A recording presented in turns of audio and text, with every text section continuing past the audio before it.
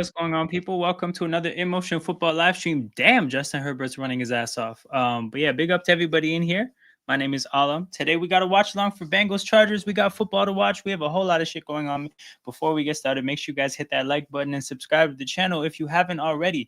These are important things. Apologies for the lateness. Just had a little bit more to do today than I expected. Had to do this game for sure. Had to talk about the football for sure, because good God, what a day. But yeah, unfortunately, just couldn't be here for the beginning of the game. And I was hoping that maybe because games usually start out being kind of whack sometimes. You'll get like some punts, slow starts. I was hoping maybe I could get that type of a game today and I wouldn't miss much. But I see that this game has fireworks. I'm tuning in 8 minutes to go in the second, and there's already 4 scores in this game. So quiet is kept. I missed out on a lot. I'm going to set this scoreboard up, and then we're going to get into it. I see the chat's already buzzing, so shout out to you guys. Jared Brown says, hello, thank God the Chiefs lost finally. Yes, I kind of think that was, it was my pick. But yeah, those games always kind of go the same way. The ending is crazy. The ending is wild, and it was good to see. Shout out to King. Big win for you. Big win for you. The Bears are in shambles. Oh, the Bears are whoever did black magic on the Bears, they need to be discovered, and we need their information because their black magic is the truth. That shit is crazy. That franchise has something else going on. I don't know how to explain it. But I see Jen Will's in here. First time we're doing a Chargers watch along with a Chargers fan in the chat. So that's exciting. Looks like you guys are off to a good start. Probably going to go up like 15 here. I'm rooting for... I've done my hate along earlier with the Chiefs losing.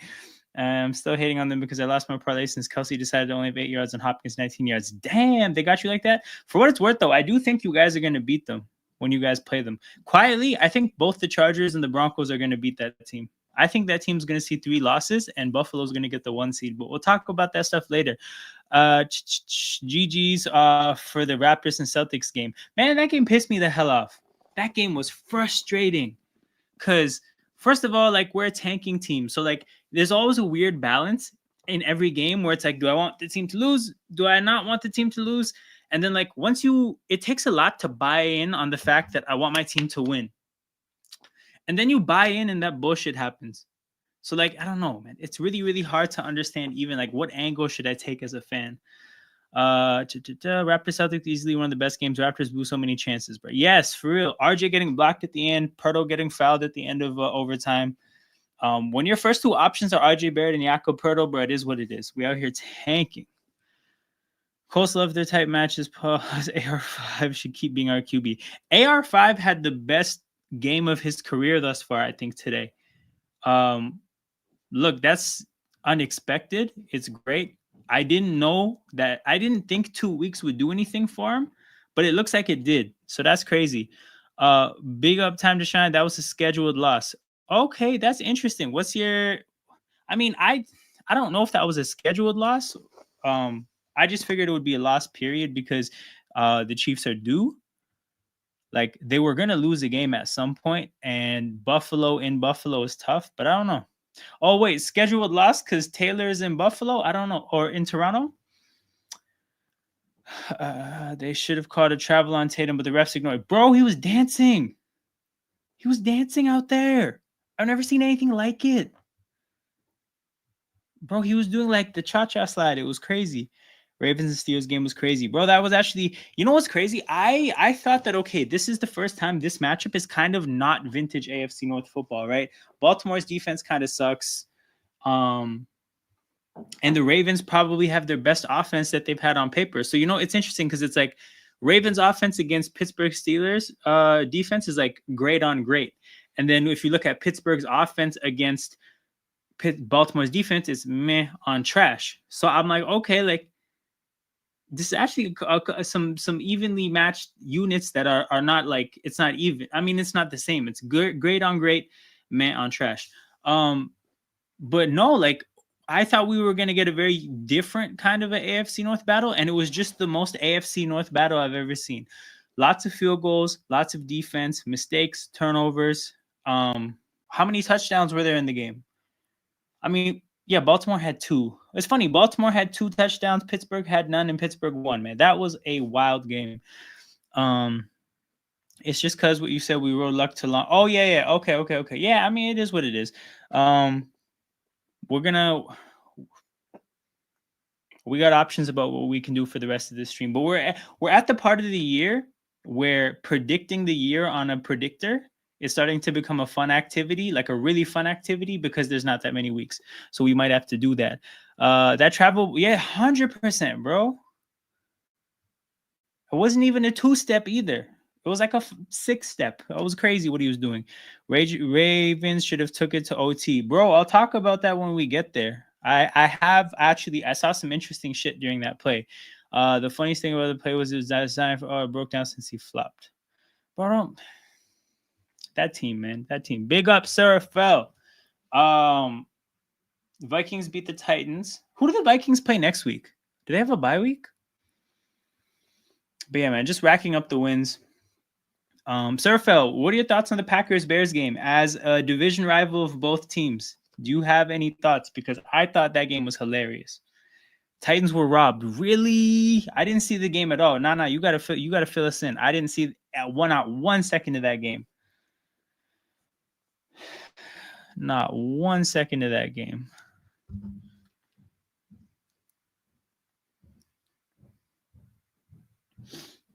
But yeah, what's going on in this game? Oh yeah, we got 4th and goal at the 1.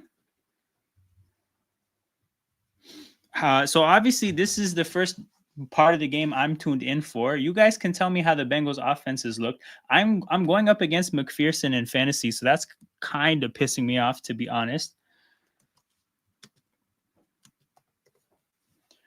Hand off to Dobbins. Dobbins flies in the end zone. I'm in a fantasy league where I have Herbert, Dobbins, and the Chargers defense, and the other guy has McPherson. So it's such a clean fantasy break where like I have Chargers rooting interests and he has a Bengals rooting interest. So I'm all in on the Chargers getting this game. That's what I'm here rooting for. But damn, I'm interested to hear that, bro. It was a 10-point game, like a 2-possession game. So I'm trying to hear about these refs. My Celtics play the Cavs on Tuesday. Oh, that's a big game. That's a big game. Celtics defending champions against undefeated team. That's a pretty sick game. And then this is not a sick game at all. This is just going to be a beatdown in prime time. Titans are trash. What a time to play Detroit for us. There were so many calls to bail out the Vikings. At least 4 crucial plays that could have swung the score, but were reversed by flags. Sheesh. So hold on. You guys randomly had close games against the Jags and Titans back to back? Obviously, the Jags game is a lot more self-inflicted because of the turnovers, but that's crazy. What kind of scoring system is this? Because Goff put up about 34 against me in fantasy and standard scoring. He did. We're looking awful. What do you think has changed? What do you think the big change is? Also, is it more the fall off? Is it more on the defense, more on the offense, or even? But yeah, the first game we'll look at while Serafel educates us on that is going to be Colts and Jets. So about this game, I watched maybe about 5 minutes here and there. I mainly saw when the Colts had the ball, but my takeaway about this game is that, first of all, on the Jets side of things, they're officially cooked. Like they were officially cooked last week. They're just like actually out of the oven and like fully cooked now. This team has tried to like find little things to make themselves better all year. If you talk about firing the coach, bringing back Hassan Reddick, trading for Devontae Adams, all this shit, right? And none of it's worked. And they're at a point where they have nothing to do going forward. They couldn't beat the Colts, which is whatever, because I don't think the Colts are a bad team. But the point is like AR had a career day against them. And the bigger takeaway is that their defense was averaging 17 points given up with Salah, and they're up to 28 with Ulbrich. So put a fork in the Jets. We're going to try to talk about them as minimal as possible going forward. On the Colts side of things, again, I mentioned this earlier. I'm kind of shocked that Richardson played as well as he did, right? You're talking about a guy who was completing like 40% of his passes at times, right? 20 for 30. He had a fumble, but only one turnover, which is progress for that quarterback. 270 yards in the air. He got a bunch of targets involved, completed passes to about 10 receivers. No, 9 receivers. The bigger thing is that the Colts couldn't run the ball at all. Jonathan Taylor averaged 2.4 yards a carry on 27 runs. 24 for 57 is nasty work. So with no running game, again, not like he was going up against a good defense, but he just played the best ball that he's played up to in his life up to this point. And I guess it's a bit of a sign of encouragement, at least now that they know they can do something. Unfortunately for him, and when I say do something, I mean do something just with the offense. Like they can at least function. That being said, they have Detroit next week, so boy, that sucks. But yeah, they play Detroit, then they have a bye week, I think, and then they have a bunch of easy games. So that's going to be AR's real chance to really do something. Okay, I'm gonna have to check this link out later. Then the Niners fell apart against the Seahawks. Yes, that division, man. NFC West, the middest division of all times. Actually, we gotta pull this out. When it comes to the NFC West, people, this is what we're looking at. It's what we're looking at. This is the NFC. This is the NFC West, people. It's the battle of mid. Literally 5-5 teams and 1-6-4 team. Cardinals, you know how football is, right? They're probably one play on the season from being 5-5. This could be a division full of 5-5 teams. This is the real battle of mid. So yeah, that's what that division is. I hope they have a divisional primetime game at some point. I'll have this behind me the whole time. Matter of fact, might even have it on the thumbnail. But yeah. Yo, quietly, I kind of like starting the watch along in the middle, not the middle of the game, but like start of the second quarter. I like the vibes, you know, lots to talk about. Not too much pressure to stick with the game. I don't know if I want to make this a thing, but I like how this has gone so far. Get rid of Rodgers or retire. Bro, they're gonna go all in again next year. They're gonna fail miserably, and then God knows what'll happen to this franchise. AR should have gone to we dropped 2 cuts. Oh, the pass to Josh Downs was amazing. It was early-ish in the game, but the pocket was collapsing and he had no opportunity to get like set his feet. It was all arm. It wasn't the most accurate, but it was still pretty good. So yeah, that was a good throw. Burrow dumps it off to Chase. Okay, what I will say is I think this is the first time I've seen this Bengals uniform combination of orange helmet, white shirt, or white jerseys, orange pants. I like it. It's just unfortunate for the Bengals that they suck, but this is actually kind of dope. Also, what a thumbnail here, or like what a picture. 4th and goal, 1 yard line. Vikings quarterback Sam Darnold threw to receiver Jordan Addison, unable to come up with a grab after it hit him in the Oh, so they put this they had this as like a pass interference or something, automatic first down. They stopped the run game waiver on Lamar Jackson. I'd say he's more like Cam Newton, Josh Allen, but I hear what you're saying. Burrow sacked on 3rd and 3. Chargers defense gets another sack. My fantasy team rejoices. That division is dead ass the Cardinals to lose. It should be, but actually we're gonna look at this at some point. You know what? I'm gonna try to rip through the game recaps and we're gonna pull up the season predictor and we're gonna go about it a different way. I'll explain that later when we get to it. But Jared's are 9, so stressful. I'm going to the Texans and Cowboys game tomorrow. Oh, bro, boo extra loud whenever Cooper Rush has the ball. Do that for me. Just one time. You don't have to do it all game, but just one game, you got to boo him really loudly. Also, like, Trey Lance should be playing. Realistically, what is the point of giving Cooper Rush snaps? I wish I was a Texans fan. Damn, this is wild to say as a rival. Bro, the Richardson drive and the Green Bay field goal cost me a lot of money. Sheesh. Damn, this the games went down to the wire. I'm just trying to think about it. Yo, the Green Bay field goal. You know what? We'll get to it when we go to the when we get to that game. But yeah, we had weird results today. Illegal formation on the right tackle after a touchdown pass back. Yo, that's crazy. These are crazy calls. Illegal formation too on the right tackle. So like that's so avoidable, and that should be avoided. He hit him in the chest, no contact to the head. Damn. I don't know. I liked the Bears +6, but I also had Bears money line. When did you get Bears money line mid game, or did you have that before the game? Because that's a bold call before the game. I would have never had that. Because Mike McCarthy's just a strange guy sometimes, man.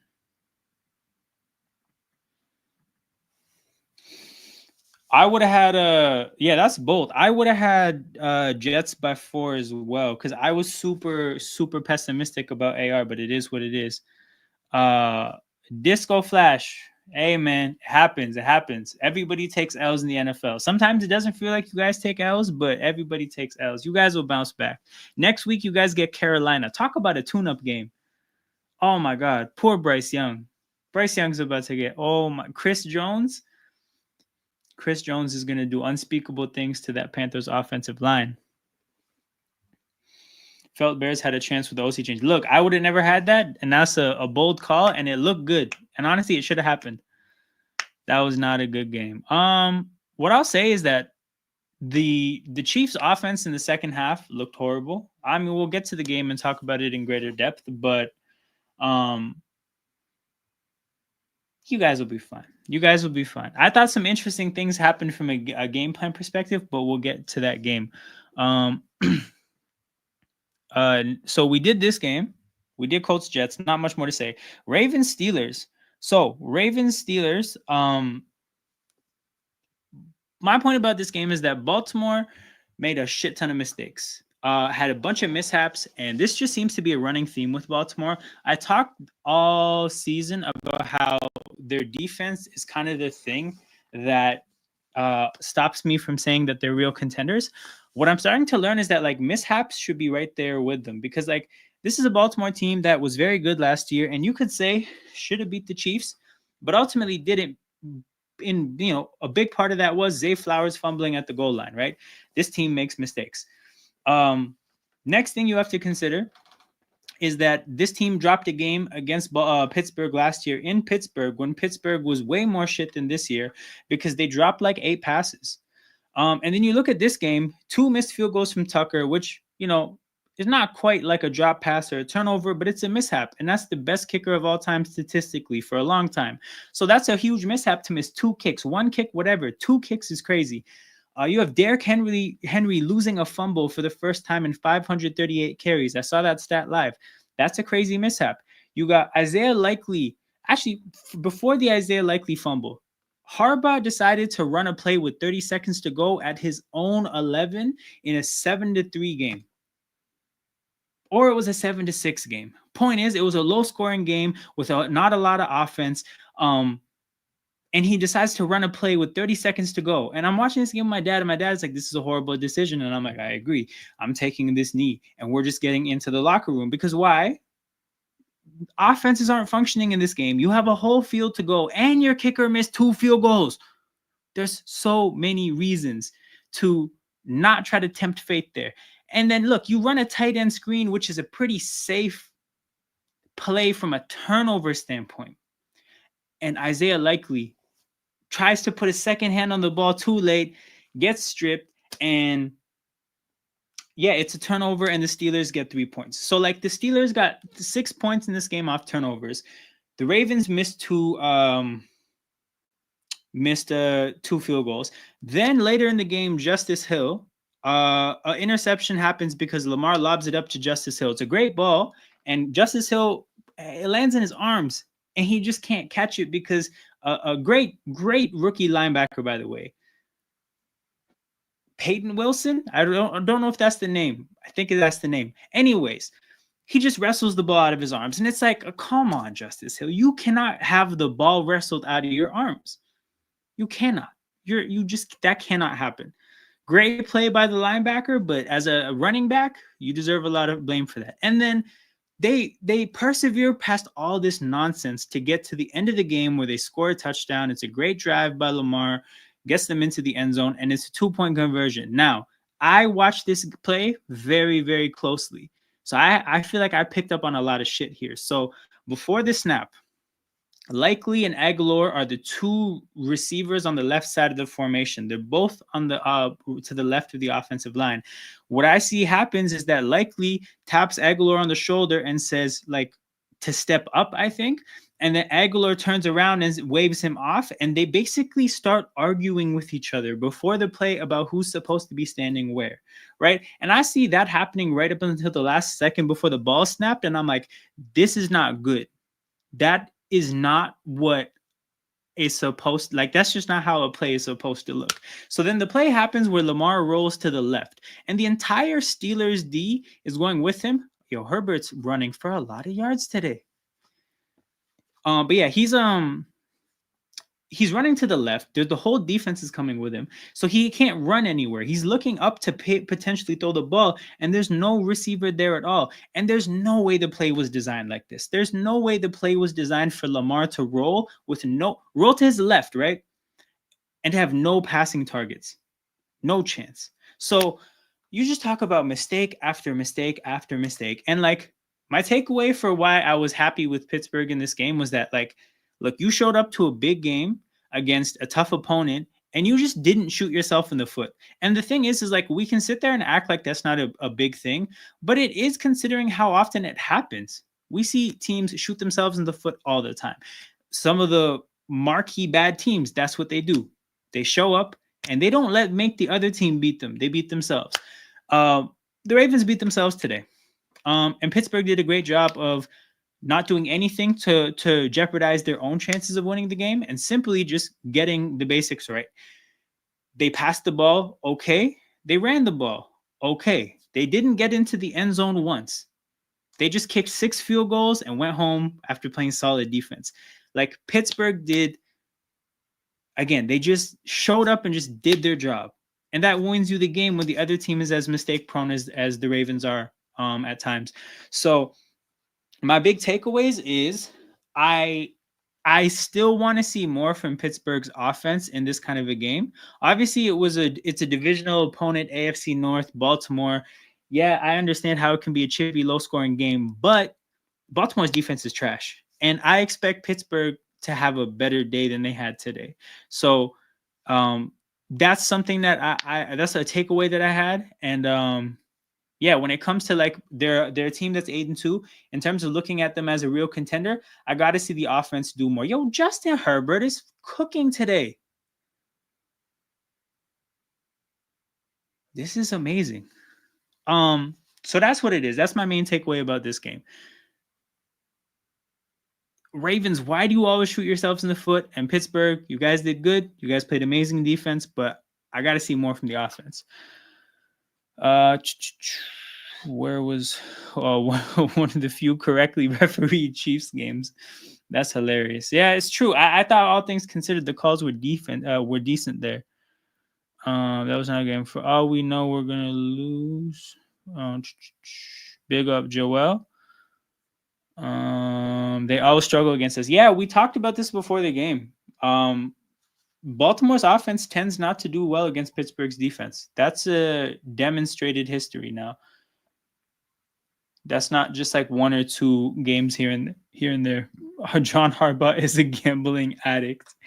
But yo, what were the big gambles today? I'm trying to think. I just feel like they did dumb shit. Shout out to Anthony's Asphalt, the finest asphalt in all the land. Best asphalt in America. Says, how about my Seahawks? Oh, man. I caught the end of that game. I was so happy to watch that game. The way it ended. Oh, man. I love seeing bad things happen to the Niners. Geno Smith, not typically known for his wheels, running it in important situations down the game, running it to win the game. Seahawks, 1 game out of the playoffs. Again, they do not beat the Niners. As of late, they do not show up well in that rivalry. But today, all is forgotten. Big win over the Niners. That was a lot of fun to watch. Upside, we're still 9-1. Yeah, of course, man. You're still 9-1. You guys were never gonna go 17-0. If anything, this kind of drops some of the pressure to do something that's really not even viable, anyways. I think in a way, you guys would have been in a weird spot if you were chasing 17-0 down the stretch in December and potentially like rushing people before they were ready. Just like the focus could have been on the wrong things at the wrong time of the year. Now with this loss, you can just go about chasing the one seed as you may. When the Steelers are in the red zone, they gotta start using Fields instead of Russ. Ooh, this is a shout. And I don't know if you guys watched the end of the game, but when the Steelers needed a first down to ice the game, they put Fields in the game to run play actions, or not play actions. What am I saying? Read options. And it worked. And the runs helped. And even on the third down, he just handed it off. But again, him being on the field commands or like forces one edge player to stay and just wait and just make sure he doesn't have the ball. So yeah, I like this. We saw it work when they needed a first down. They should definitely put him in the red zone. Nerds with their analytics have allowed these coaches to gamble with confidence. There needs to be returned to conservative football. I think there just needs to be a sensibility about gambling. Again, I talked about this last week about how like I think you have to be good to be able to be aggressive.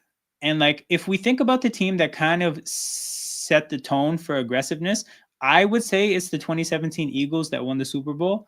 We were hyper aggressive on fourth down that year. But I think what people need to realize is like we benefited from being aggressive because we were good. We were a good offense and a good football team. And like going for it on fourth down when you have a functional offense that really handles business is different than when you just have an okay offense. Because if you're a good offense, you tend to run more successful plays than not. That is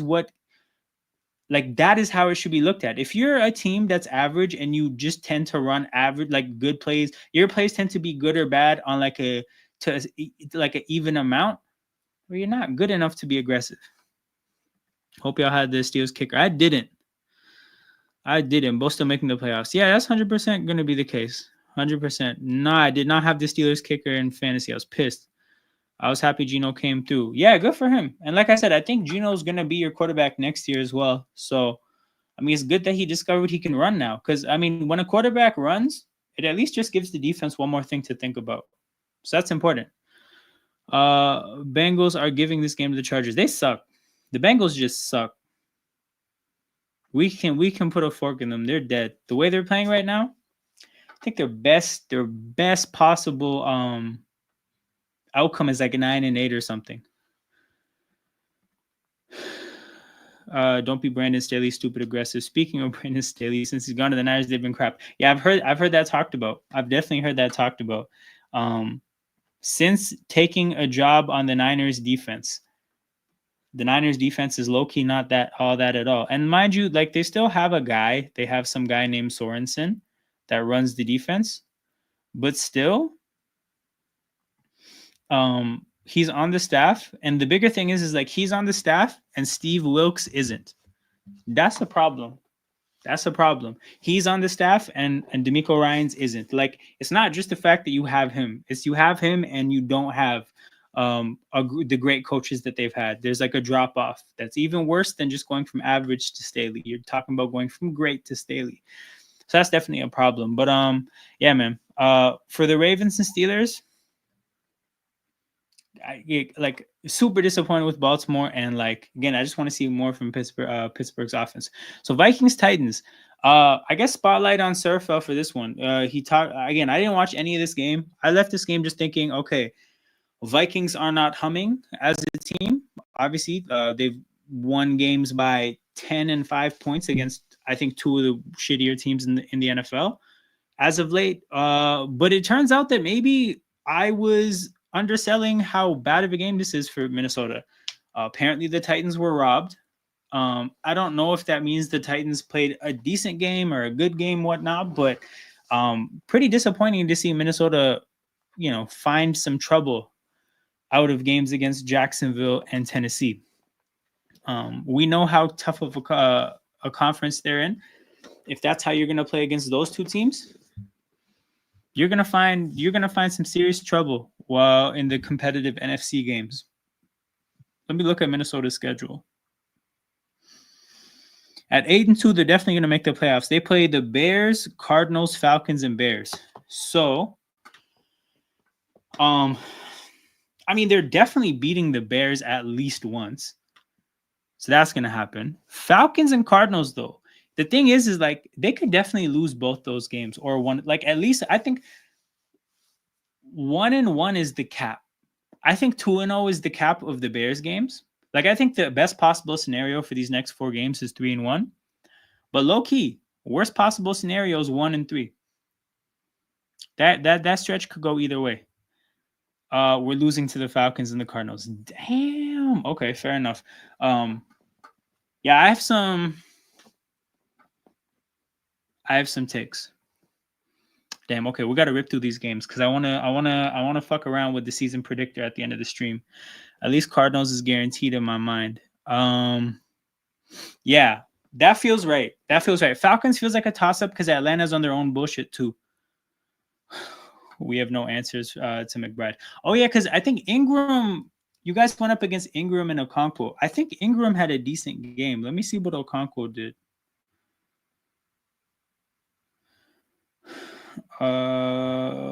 Yeah, Tennessee tight ends did no numbers.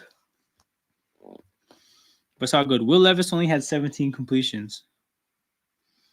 Wait, bro. There was a 98-yard touchdown in this game? What? Broncos were -2. I hammered that. Yes, bro. Broncos coming off back-to-back losses against what? Kansas City and Baltimore? I felt really good about that one as well.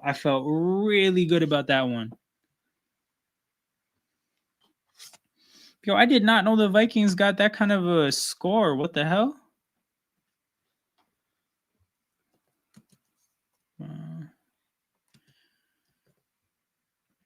What happened to Brian Flores?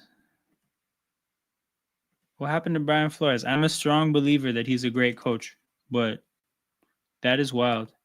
Especially against Will Levis's Tennessee Football Titans.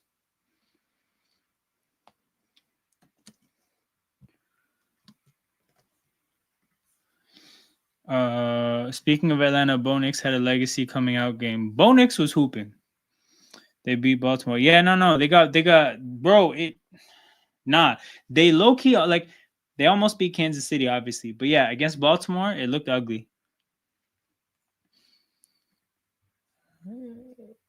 Yeah, back-to-back road games in altitude. Wait. Who did Atlanta lose to last time?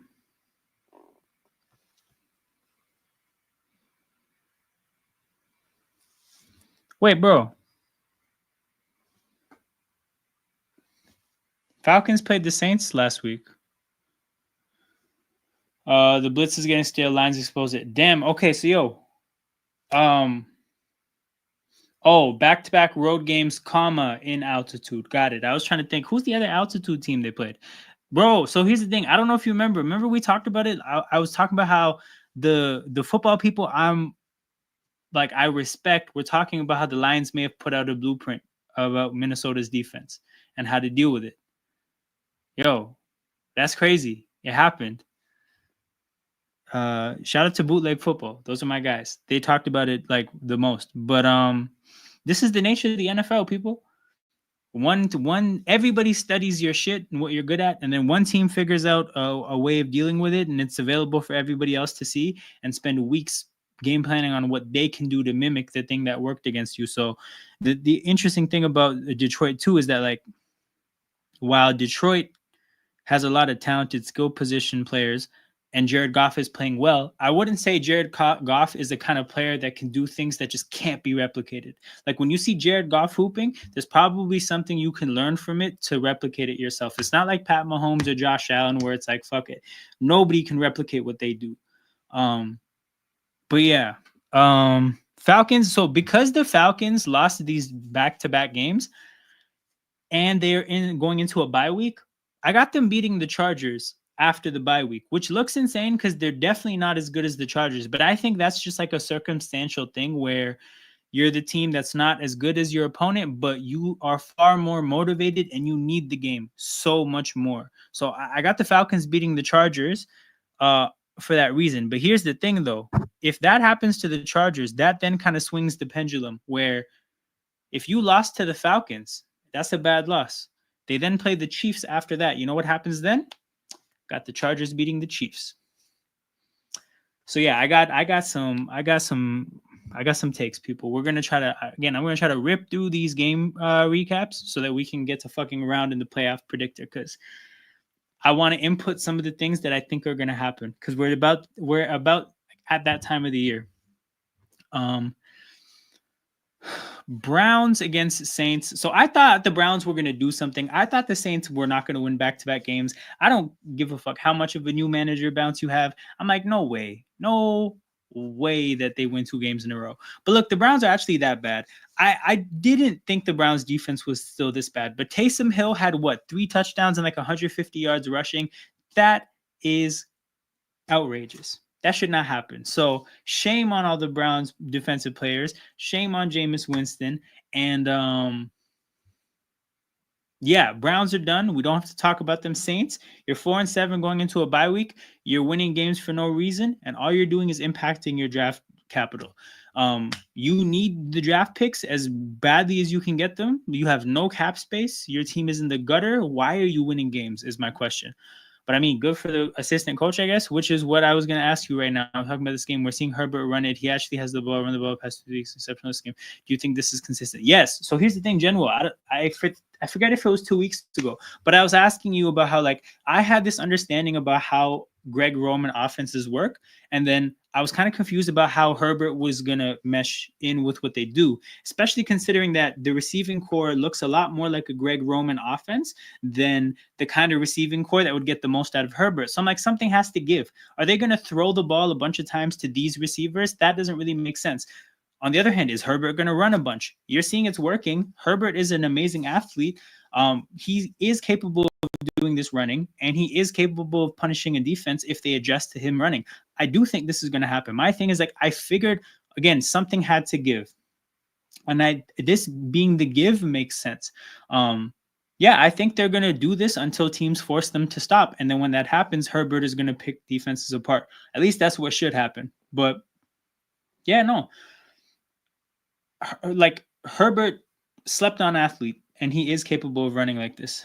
I took the Saints here. Yeah, I'm pissed I didn't.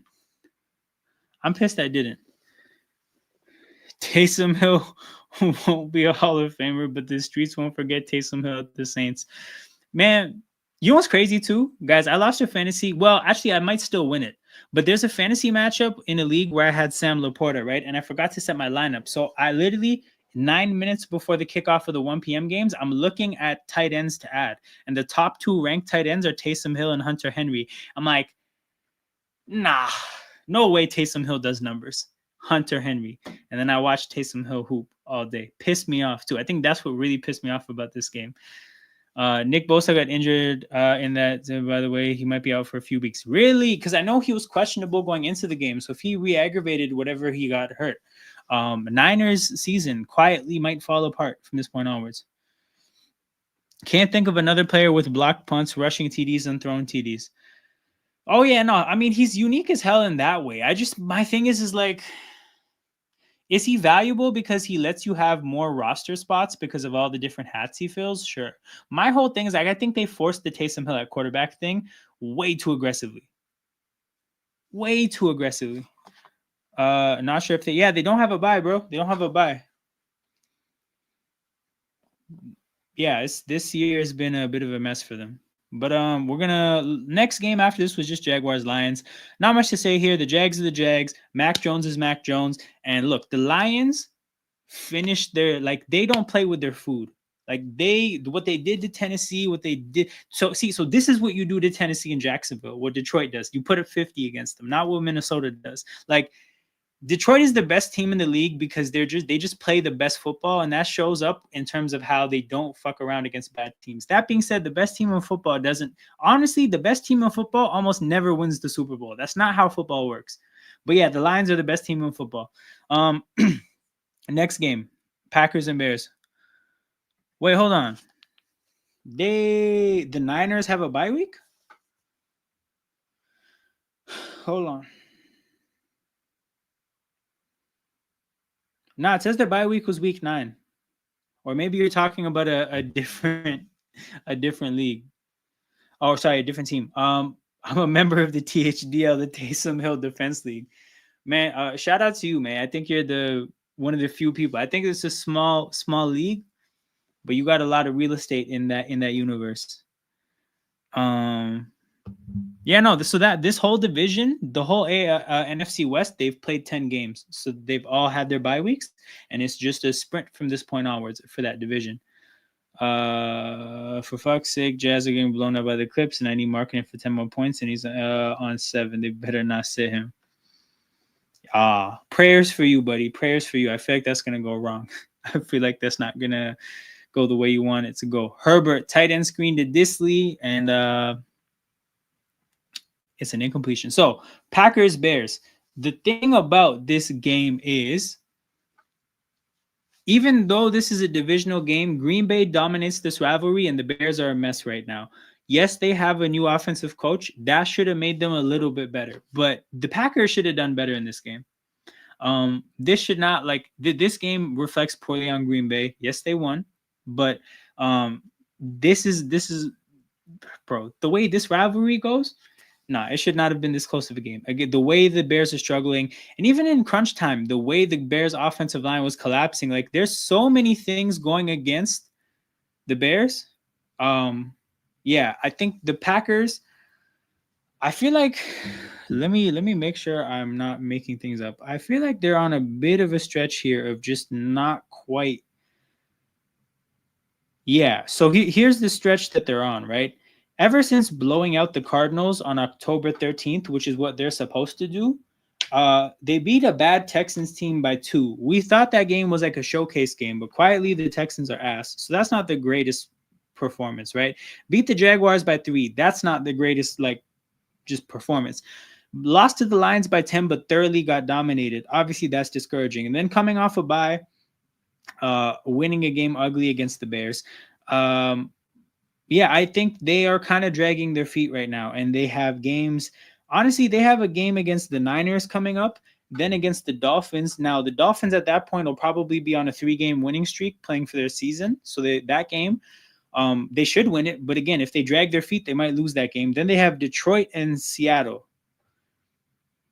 They get a small break against the Saints, and then Vikings and Bears. So, yeah, that team is, again, the Packers are dragging their feet, and they have to get their shit together because big games are coming up. And the way they played against Jacksonville, the way they played against Detroit, the way they played today, it's not going to get you those wins. So that's what we need to see from them. Hi guys, I was in the south end zone and watched that. The whole stadium was shocked and silent. Yes, yes, Green Bay should have done so much better. It's still a W. Oh, that's awesome. Okay, so hold on. Was the south end zone, was that where the field goal was being kicked to? And then when the whole stadium went silent, how were you, were you like screaming and shouting? Or were you just quietly happy?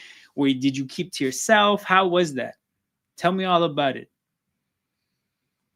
That's crazy. I love hearing about people going to the games and then coming back and reporting about it. That's awesome. But yeah, I mean, look, at the end of the day, a win is still valuable to the standings. Nobody's place in the playoffs is guaranteed, and you got to get the wins. But yeah, and they have time to figure it out. But they do have to figure it out.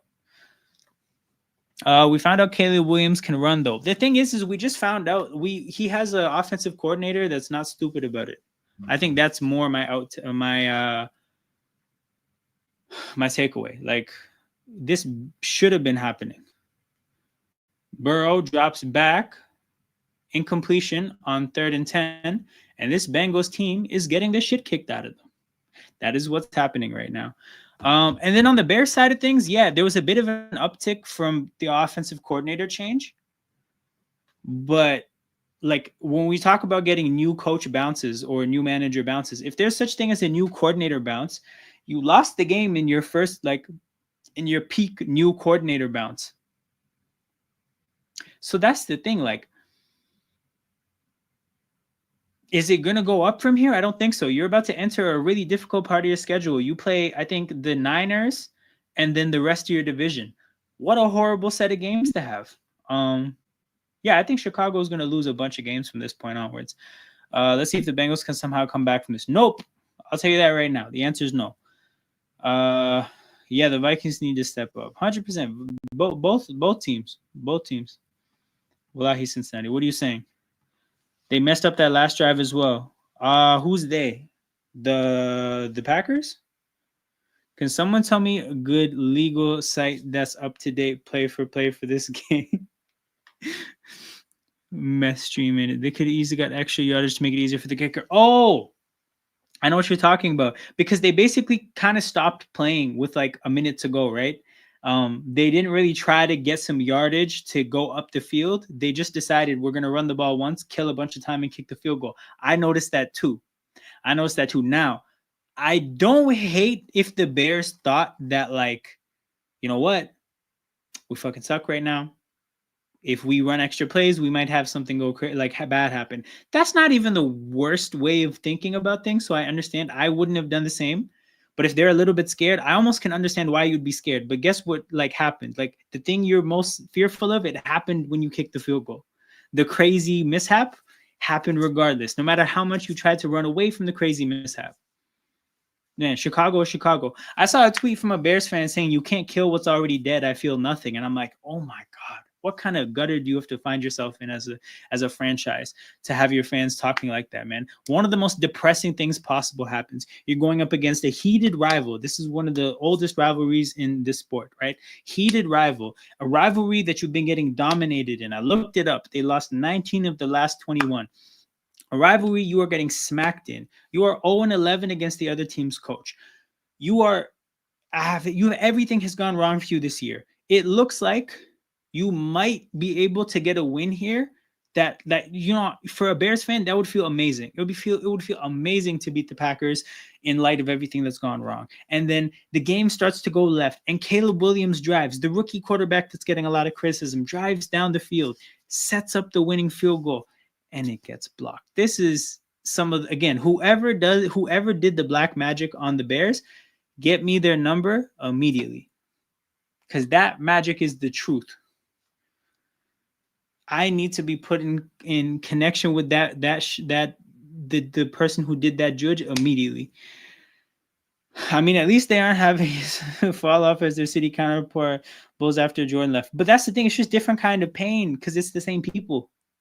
It was crazy. Like, I couldn't even tell what happened. I couldn't really even celebrate. This is what I was asking about, though, Gail, because I feel like with the heat of the rivalry, with the kind of loss that happened, I, as a Packers fan, actually don't think I would be wanting to rub it into people around me. I would feel like, you know what? Let's just calmly get away from these Bears fans. That's how I would feel. So I imagine you may have felt the same.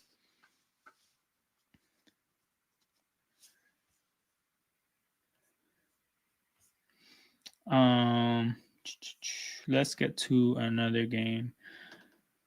What's left?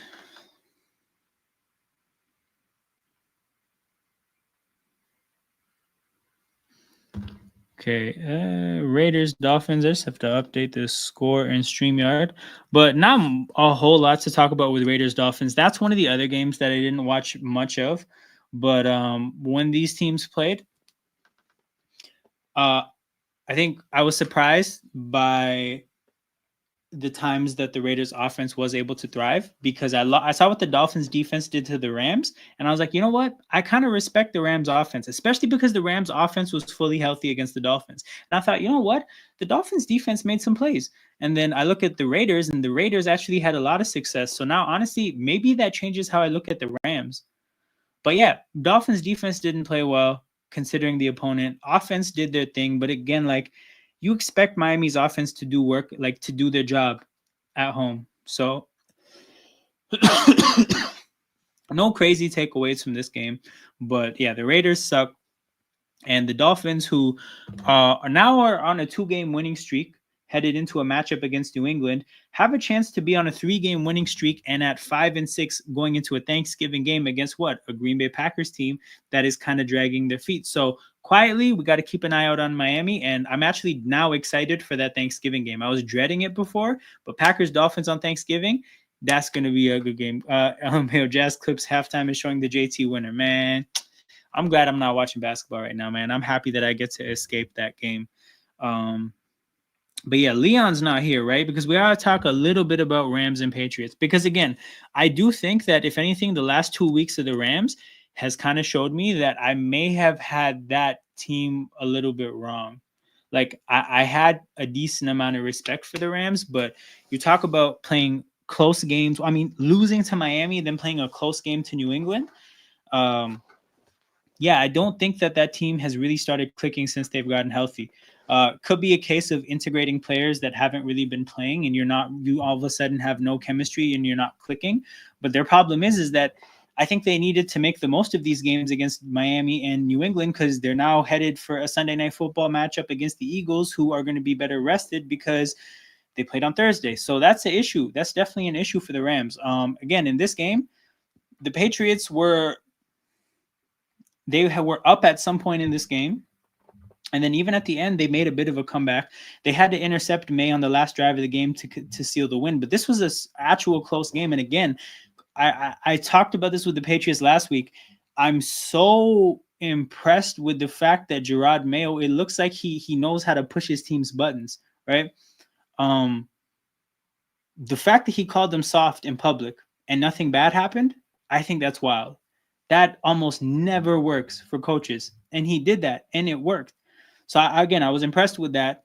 Not that when I say it worked, I'm not saying that all of a sudden it made them better. I'm saying the fact that the team didn't fall apart and turn on him in light of him calling them soft in the media, that's huge. That's huge. So, yeah, I'm impressed with the Patriots coaching. Again, I look at them like this year's Arizona. That's how I look at the Patriots, right? I looked at Arizona last year and I saw this team has a decent quarterback, but their team is shit on paper, and their coaching staff actually has them playing above what they are. That was my take on them last year, right? So with that being the case, I thought the Cardinals had an opportunity to get better, and I don't think they maximized that. But I look at the Patriots the same way. I think they have a cool quarterback. Like, that situation is all right. Disley gets about 8 yards on second down, right? But they're not good on paper, and their coaching staff has them punching above their weight. They have a lot of money in the offseason. They actually have an opportunity, I think, to take a pretty big, not a huge step, but a step. So I'd like to see what happens with New England next year. But yeah, New England, definitely tipping my hat to their coaching staff. The Rams, again, I don't know what it is. I don't know why they're underperforming these last 2 weeks. And I think it might be the fact that, again, they're integrating new players that haven't played much. They all of a sudden kind of have to reset in terms of the chemistry and rhythm part of the sport. But yeah, that team, a little bit disappointing. Herbert, deep shot to QJ, gets tipped by like 3 guys and then hits the ground.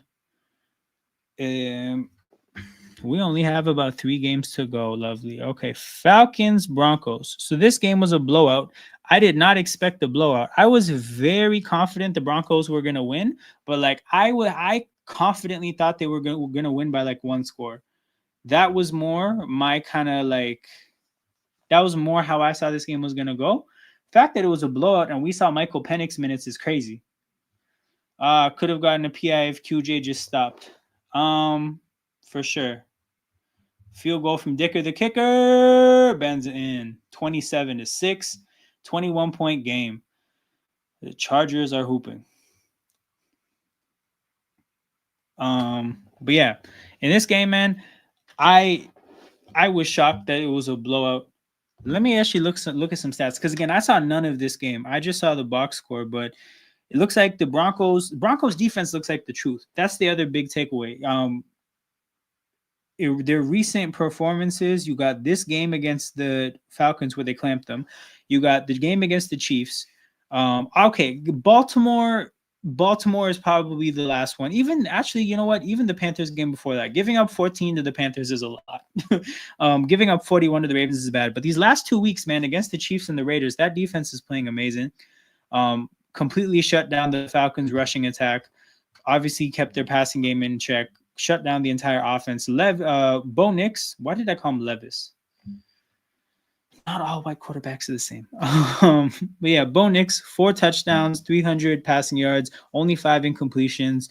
Wasn't even carried by a running game because they didn't even run the ball like that. They really just sat back and threw the ball all over the Falcons. And again, the Falcons secondary is supposed to be the strength of their defense. So, hey, Serafel, my bad, man. At least you didn't call him Bo Jackson. Yo, bro. It happens. I'm not saying they all look the same because they don't, but I'm saying it happens.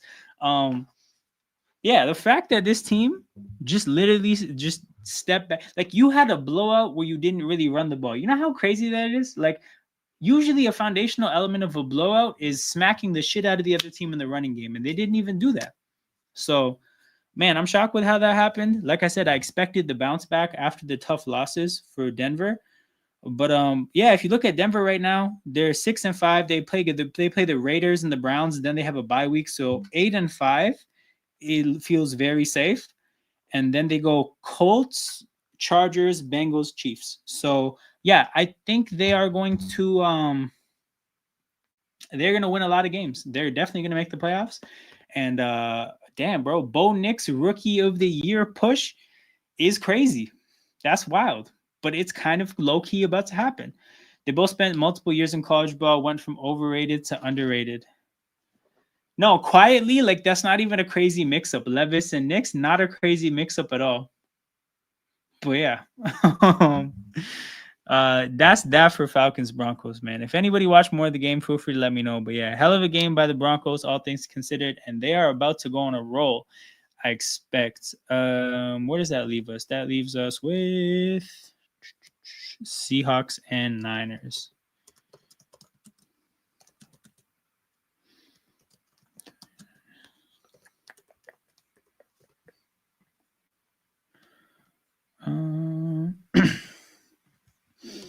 Yeah, no, definitely.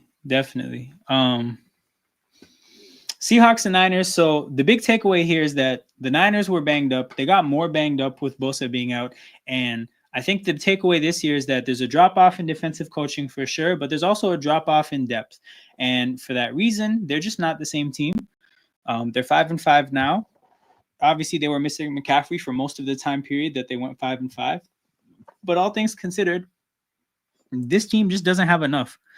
I don't know if all of a sudden McCaffrey is just going to start cooking. I don't think that's going to happen. I don't think anything can happen to just make the passing game all of a sudden more dominant. And again, the defense is only going to suffer if Bosa misses time. So Niners, I look at their schedule. They have a decent amount of games coming up against like respectable opponents. They go Green Bay to Buffalo, both road games. This offense on the road, oh shit, Burrow missed Burton there.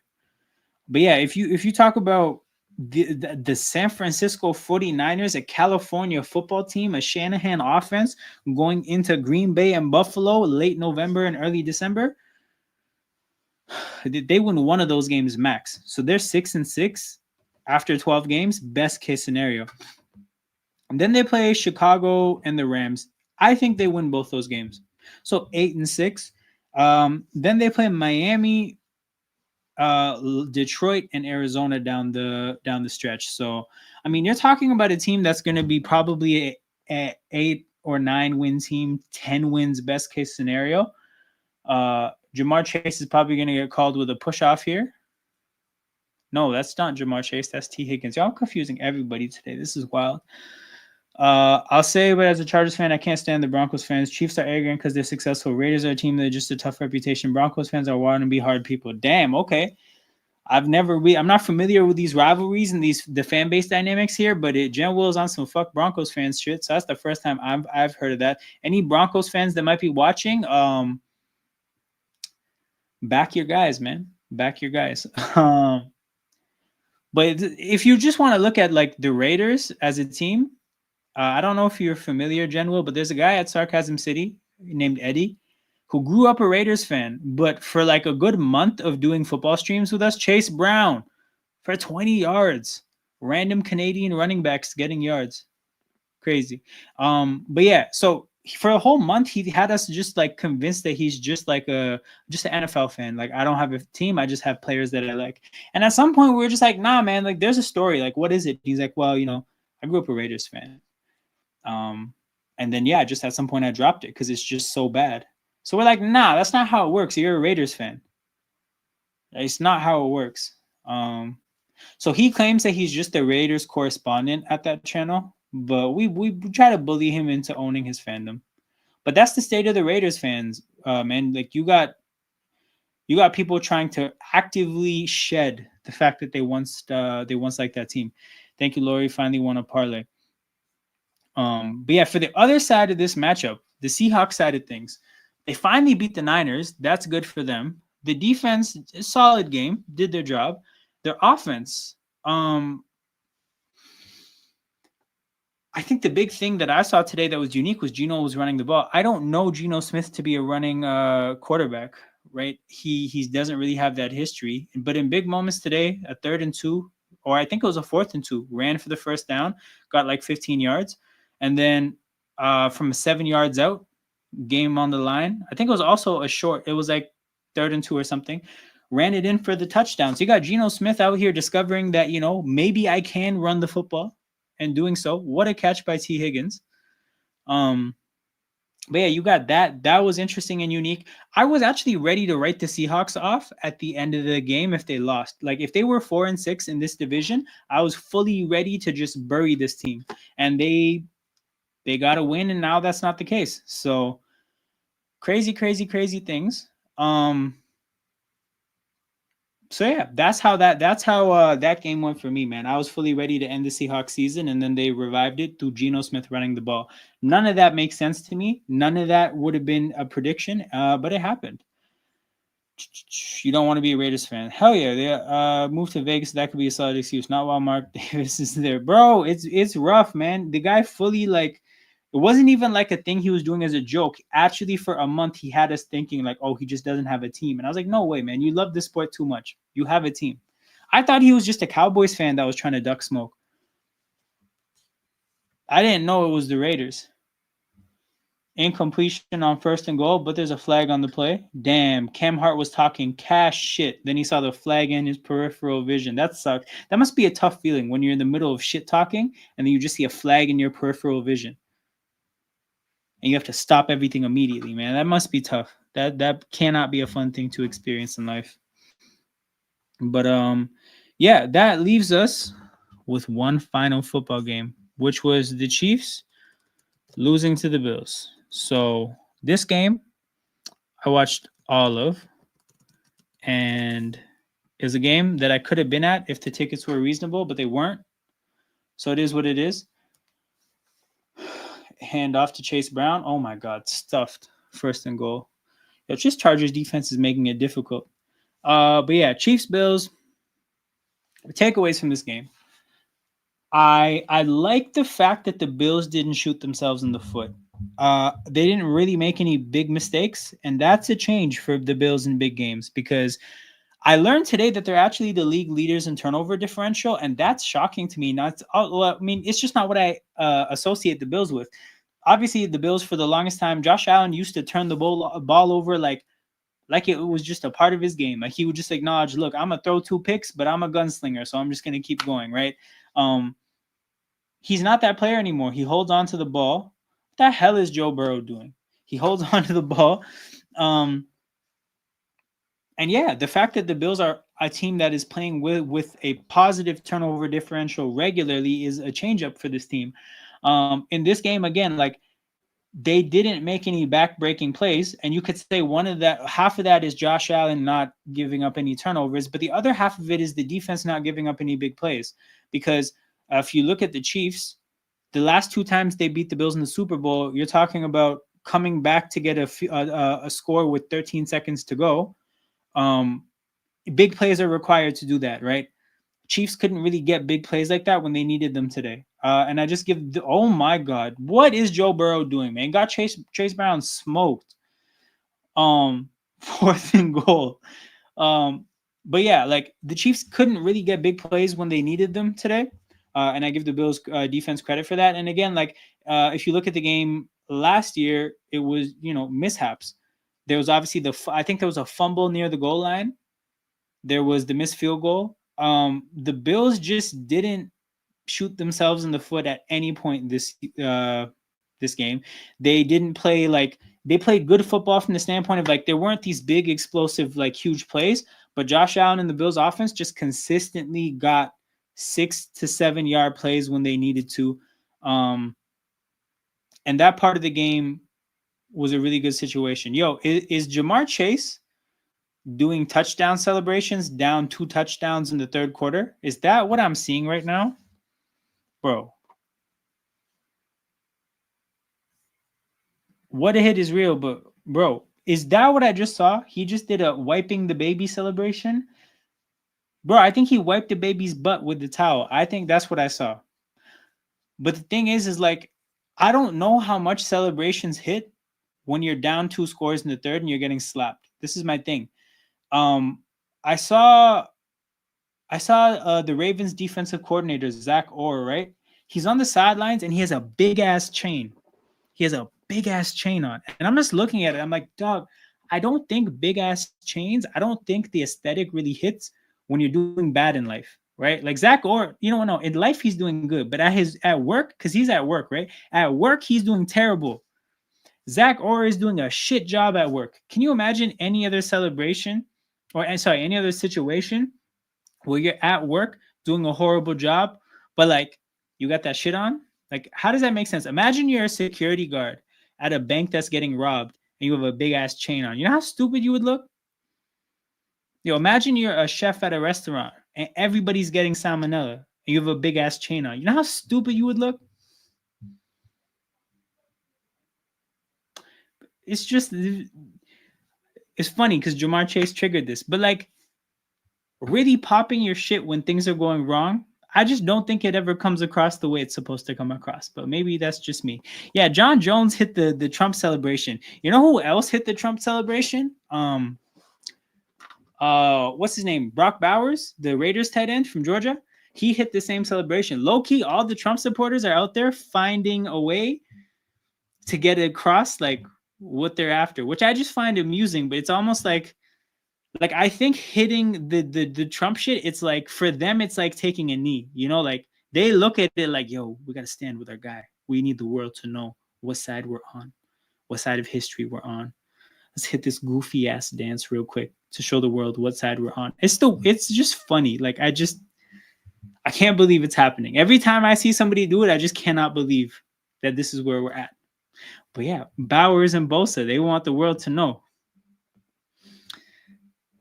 They want the world to know. It's fucking horrible, bro. But yeah.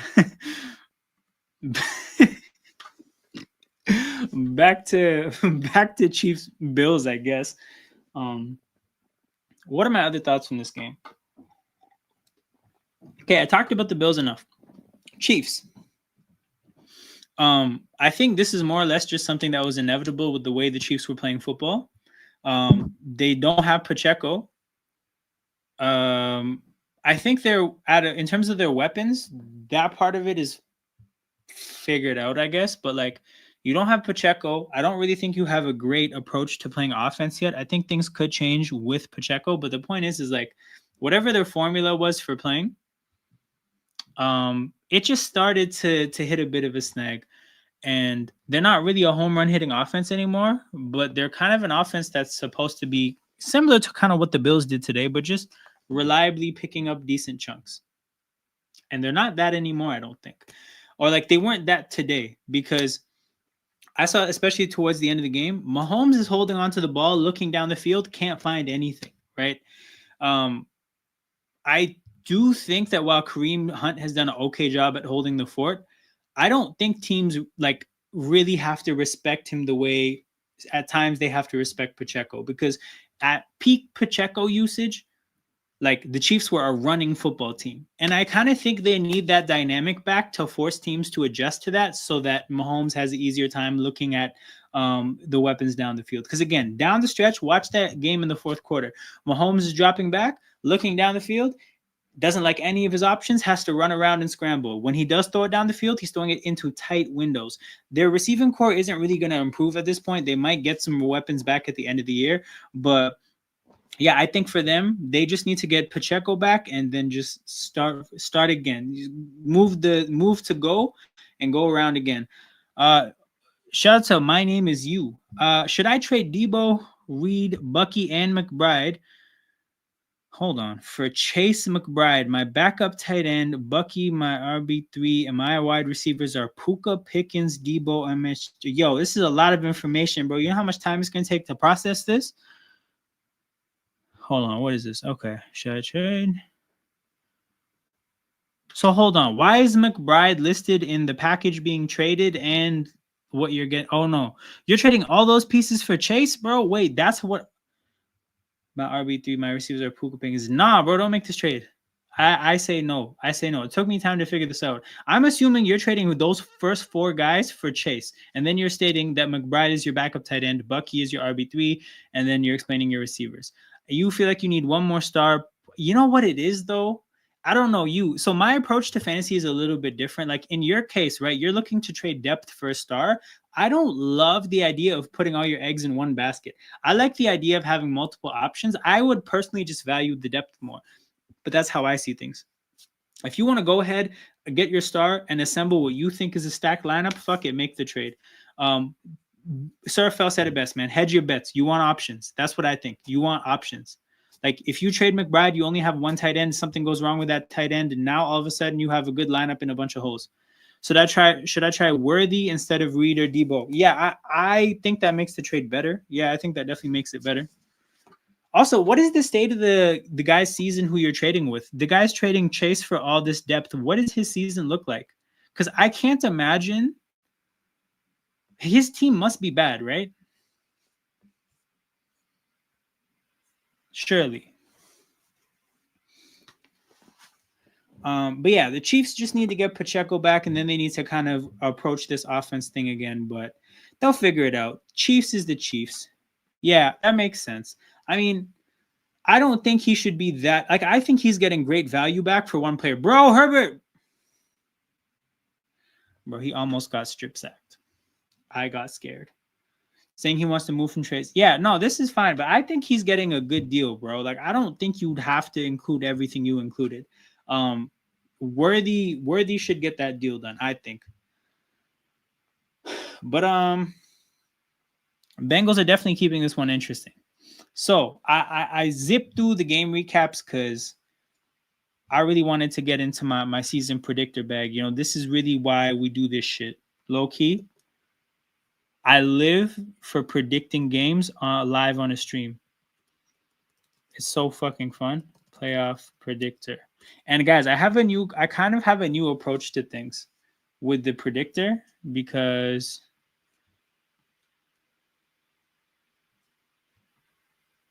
what the hell? Okay, here we go. I'm gonna reset this shit. What? Yeah, reset this shit.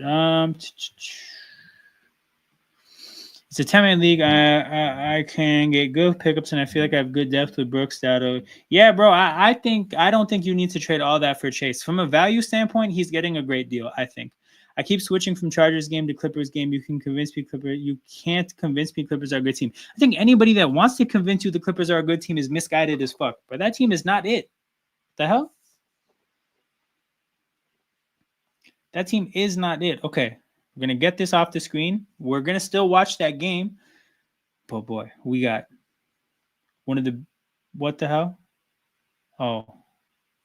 Yeah, we got one of the best things ever invented. We're going to predict the goddamn season. Also, chase numbers are up because Higgins was injured for a few weeks. True. Okay, so here's the different approach, guys. As opposed to going game for game in the season, like in the week by week, I want to go team by team because it kind of helps you get a better feel for the trends for each team. And I think that's important, low key. So I'm going to get this off the screen, and here's what we're going to do, right?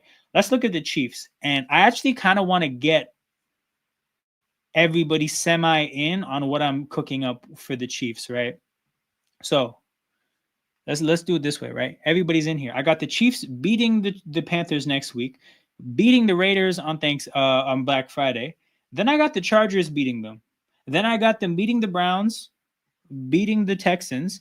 And then here's my thing, guys. I need your help to decide which is which. I got them splitting these last two games 1-1. They got the Steelers on Christmas, then they got the Broncos in the last week. We're going to go ahead and say, because at this point they have two losses, that they're still in competition with Buffalo for the 1 seed. I do not see Buffalo losing enough games for this to be a clinched spot. So Kansas City is going to be playing both games down the stretch. I want to, you guys need to help me, but we're going to give the Chiefs 1 loss and 1 win down the stretch. 2 road games, 2 difficult places to play. The way Denver's playing, their crowd's going to be up for it. The way Pittsburgh's playing, their crowd's going to be up for it too. Which game do you guys have the Chiefs losing? Especially because we got a couple Chiefs fans in here. Time to shine. Disco. Oh, fuck. Yeah, no, Disco. You guys, let me know. But I got the Chiefs. I got the Chiefs finishing 14-3. Burrow drops back, 1st and 10. Check down to Chase Brown. Yo, the Bengals are really gonna make this a game. Goddamn. Yo, Chargers blowing leads. That's kind of like, that's got to be traumatic. Genwo, where you at, bro? Are you holding up okay? I got to drop Garrett Wilson now as well. Oh. Yo, you actually brought up this name. It's pissing me off. I'm in a keeper league where you get to keep players at their draft selections, and I drafted Garrett Wilson as a rookie. And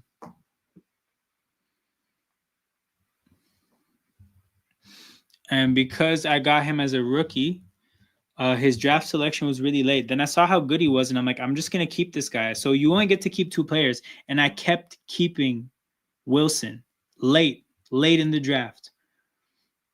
And it just hasn't panned out, and I keep suffering. Okay, so time to shine. Here's what I'm cooking up for that, right? And we can go back to the Chargers. I got the Chargers, right? At this point, we're going to say they win this game. We're going to say they pull it out, right? Boom. They then play Baltimore. Actually, no. We have to go to Atlanta here to really, really fully figure out what I'm cooking. So this is the thing, right? Atlanta just took 2 bad losses. They just took 2 bad losses against the Broncos and the Saints. They go into the bye week. I got them off the extra rest at home off 2 losses, beating the Chargers. So with that being the case, let's go back to the Chargers. I think the fact that they blow they have a bad game against Atlanta the week before, I think that gets them right for Kansas City. Like, I think, to me, the way the Chargers are playing, the kind of team they have, especially with their coaching, I just think that, I really want to give them this game. That's where I'm at with it. And then, like, let's just say Baltimore's on a losing streak, last 2 in a row, right? Hold on, let's see. Baltimore. No, they haven't lost 2 in a row, but they just lost to the Steelers, right? I think the Ravens bounced back. So for the Chargers, you're talking about back-to-back losses there. Like, I think the Chargers take 2 bad weeks in a row because they go up against teams that really, really just won it. Then those bad 2 weeks in a row put them in a spot where they're like, yo, we have to get our get back. And then I think they get you guys back. Like, I don't think the Chargers drop the 3 in a row. That's actually what I'm cooking up here. So for the Chiefs standpoint, you say losing to the Steelers on the road, so then we'll give them the win against Denver. That puts the Chiefs at 14-3. Now, going to Buffalo here. Buffalo has a bye week now. Buffalo gets a bye week. I'm thinking they're beating the Rams. They're beating the Patriots. They're beating the Jets and the they play the Patriots twice in the last 3 weeks. That's a crazy scheduling quirk. The thing here is the Niners and the Lions. Oh, shit. T. Higgins.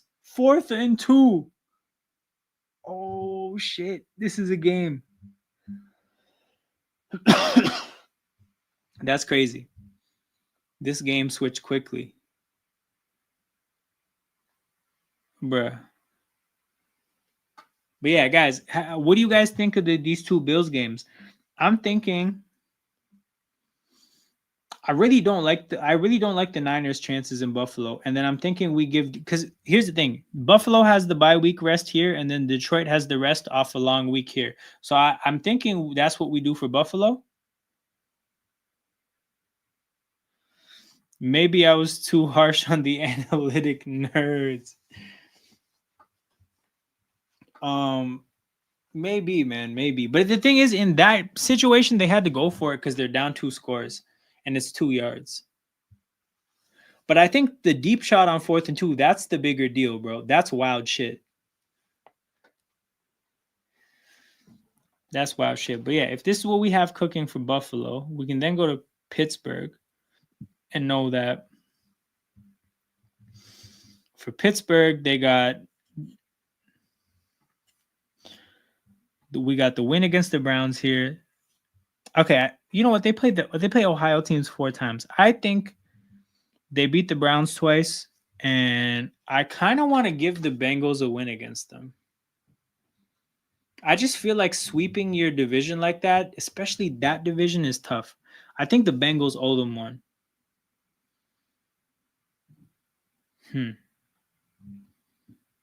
This is a tough one. You know what? Nah.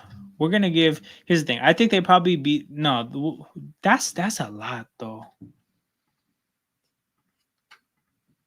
Does this check out for Pittsburgh for you guys? Like, does this make sense as a way for their season to go? Running through Ohio and Kansas City, but then losing to the Bird teams.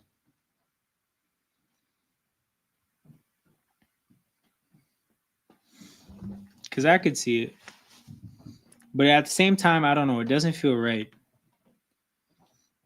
Like the swings between winning and losing.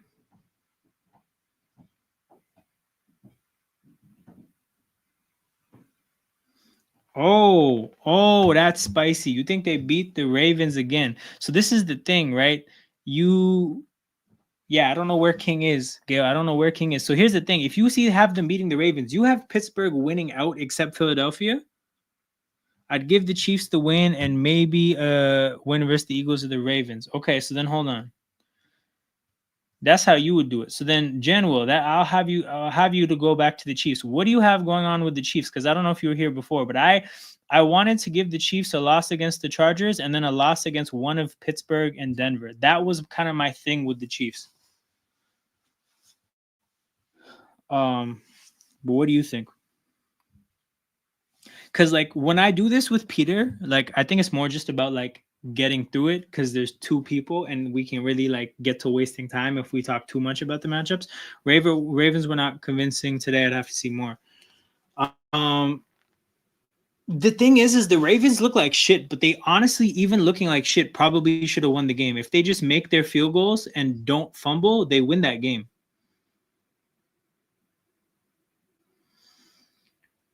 Bro, I don't fucking care. I want to win versus the Falcons. I don't want to put it in the balance versus the Chiefs. Bro, here's my problem with the Chargers, though. I think you were here when I said it before.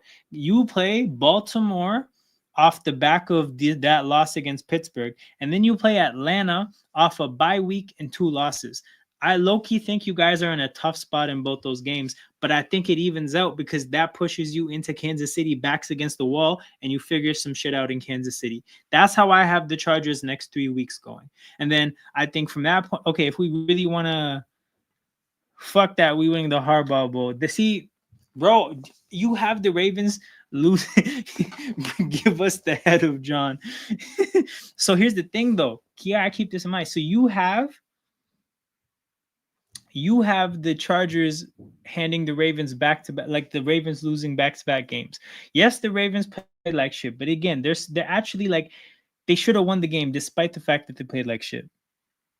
I don't know, man. I think you guys are in a tough spot from a scheduling standpoint, but then you guys bounce back against Kansas City. Then you obviously win the last 2 games, and then this stretch here, Tampa versus and the Broncos. I think you guys probably split this 1-1, and you guys go down the stretch 4 wins out of 5.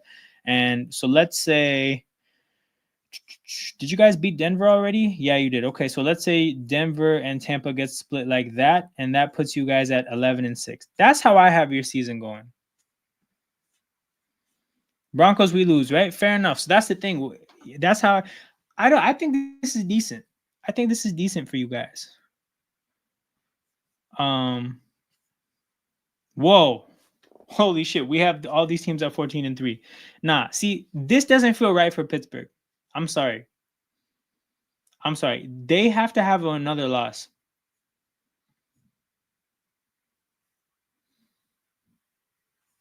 You know what? Nah, Baltimore beats them. This is what I have it right now. And then this Pittsburgh going 5-1 in their division just doesn't feel right. Surfo, what are you saying? Are you saying go back to the Chiefs? It's Pittsburgh after all. We know they do this shit. Hey, bro, they're not.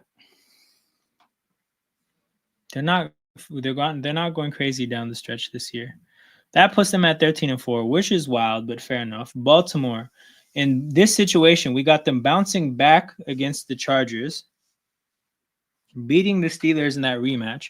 I definitely have them beating the Giants, Texans, and Browns, by the way. And then with all these wins, I think they lose against the Eagles to even it out. So I think that puts Baltimore at 12-5.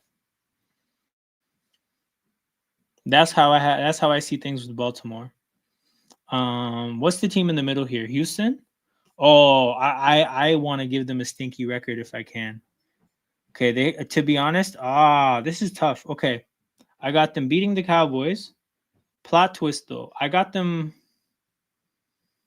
How did they fare against the Jags? They beat the Jags, right? Yeah, they beat the Jags. I got them sweeping the Jags, but I actually got them splitting the games against Tennessee. I think Tennessee will find a way to beat them. Houston low-key kind of sucks. And then home against Miami, fuck it. Give me Miami. That's a fair take. I'm so 50-50, but I've come down to being a coin toss of a game. Nico Collins is back, though. That's fair, but, bro, even in this stretch, right, the bad losses I have them taking are Tennessee and Miami, and, like, I don't know, man. Even when they had Nico Collins, I wasn't that impressed with them. But even this, like in this situation, what does make their record? Wait, that makes them a 9-8 football team. What can I cook up with Indy? Oh, yo, Indy's schedule is soft. Look at this, right? So we're gonna give Indy obviously the loss against Detroit. Quietly though, they probably beat all these teams. Probably. They could maybe lose to the Titans if Anthony Richardson decides to do some bullshit. But on account of all the wins that they have here, we'll probably give them the loss against Denver. And then that puts the Colts at 9-8, tied with the Texans. And at that point, the Texans' sweep of the Colts is what gives them the division. I agree with this, General. I agree with this. It's the O-line that holds them back. Okay, and then a race for the last spot here. What do we have Denver saying? So Denver at this point, we got them they just beat Atlanta. I think they're gonna win a lot of games. Okay, they have to lose with this run of 1, 2, 3, 4, 5 wins in a row. Yeah, I'm sorry, they lose to Cincinnati and Kansas City down the stretch. That's too many wins. So what does this put Denver at? Denver is 10-7. And who else is worth finishing off? Okay, Miami. Okay, Miami beats New England. I think they beat the Jets. I think they beat the Jets twice. Oh shit, Dobbins. Damn, that was a big run there. Okay, I don't know how I feel about the rest of Miami's season though. I think we won all ours bar Detroit. We should have beat the Texans twice. Yeah, that's the thing. I have you beating. I mean, I have you taking a loss just because winning out is a lot. But to be honest, man, the Colts should actually clean up down the stretch. Like they really should win all their games outside of Detroit. If you squint your eyes, you look like Barry Sanders. Yeah, in this blue for sure. Okay, in these games, I'll give them the win in Cleveland because Cleveland is just that bad. But What's their record now without 2 games? Their record is 9-6. Holy shit, this is a lot of wins. You know what? I might have to give them the 2 L's against these good teams, Green Bay and San Francisco. So that puts the Dolphins at 9-8.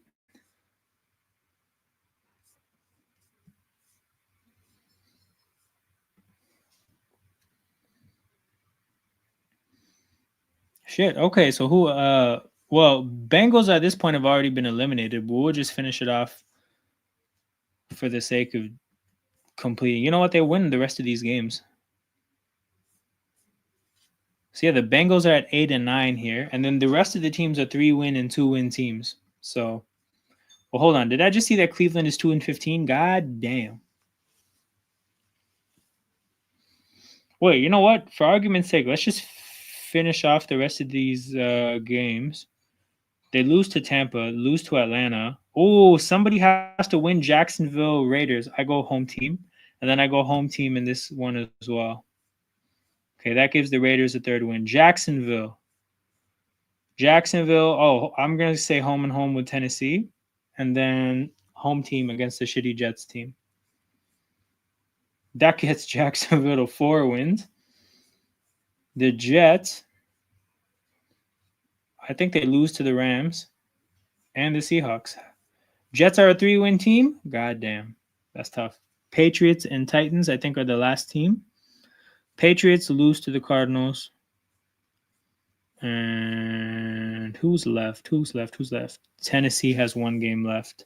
Tennessee plays Washington. Washington gets that W. All right, so these are the AFC standings we have. It's all right. We got Denver and Kansas City, a rematch of the field goal block on the wild card weekend. We got Chargers against Steelers, which is an in-motion football matchup because we got Jen, Will, and King in here. I actually think I'll probably do every playoff game too as a live stream, so it'll be jumping in here. And then we got Texans, Ravens, a rematch of last year's game, and I think Baltimore definitely gets that win. I think Pittsburgh Chargers is the biggest toss-up, but yeah, we can do the NFC now in a bit. Lions is a tough one. I want to see our other one of these Broncos and Chiefs. That block was amazing. Oh, Disco Flash, you're back. Okay, hold on. What are your thoughts on what I have for the rest of the Chiefs year? What are your thoughts? I got them losing to the Chargers, and did Herbert turn it over? Did I just see what I thought I just saw? Herbert turned it over? Are they calling it back? What's going on?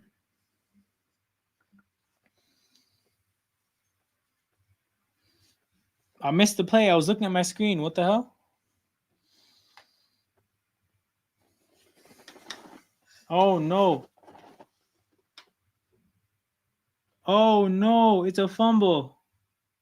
Yeah, that's definitely a fumble. But yeah, Disco, let me know. Okay, hold on. Is it because the view isn't clear? So this is the rest of their games. I got them beating the Panthers. So the colored team is the team you pick to win, right? So like for example, if I were to pick the Panthers, they would light up in color. Picking the Chiefs, so they're in color. So I got the Chiefs beating the Panthers, the Chiefs beating the Raiders. I got the Chargers upsetting the Chiefs. Then I got the Chiefs beating the Browns, the Texans. Then I got the Steelers winning in on Christmas Day, and then I got the Chiefs. So basically, like I identified the possible losses as the Chargers, Broncos, and Steelers, and yeah, still think we get the Chargers. Time to Shine is pretty sure you guys are going to beat the Chargers. Oh shit, they called it a fumble, and now Chase Brown is about to score? No, 22 is there to stop the score. What is this flag on the field, though? And this game has turned like crazy. I don't know what I'm seeing. Based on how the teams are playing, this feels accurate. Chargers could go either way. So here's my thing, though, guys. If I give you guys the Chargers win, I want to examine the possibility of giving the Broncos the win in the last game. Like, I really don't think you guys sweep your division. Yeah, I don't think you guys I think the fact that you have Sean Payton and Harbaugh in your division, like coaching up competency, I think somebody catches you. And this is the thing. I'm not invested in giving you guys like 2 losses in the division, but I got to give you guys at least one. And then like Pittsburgh is Pittsburgh. You guys are going up against a tough defense in a crazy crowd. That crowd on Christmas is going to be nuts. Chase motherfucking Brown, oh Canada. Man, he's actually doing numbers. I actually traded away Chase Brown in Dynasty, but it's one of my better trades. I traded Chase Brown, Luke Musgrave, a first and a second round pick in rookie drafts for A.J. Brown and Trey McBride. Bro, getting A.J. Brown and Trey McBride, this happened last year in a Dynasty league, is crazy. I got elite football talent. And my first round pick was one of the last picks in the first round because I was good last year. So that first round pick ended up being like, you know what? I think it actually ended up being Jaden Daniels. But even still, in Dynasty, like we all have quarterbacks. Steelers, if they keep it up, will be a kicker versus the Chiefs. No, I think that game's going to be a great game. So I have you guys going 14-3 for that reason. And unfortunately, because I have Buffalo going 14-3, that leaves you guys as a 2 seed. Chase Brown taking the game over, yo. Jamar and Chase Brown. It's 2 chases going crazy right now. Okay, we'll move on to the NFC. So the thing about the Lions is they got the matchup against the Colts, then the matchup against the Bears. Then you got this little run here of Packers, Bills, and Niners, and Vikings. That's where the losses could come if they come. And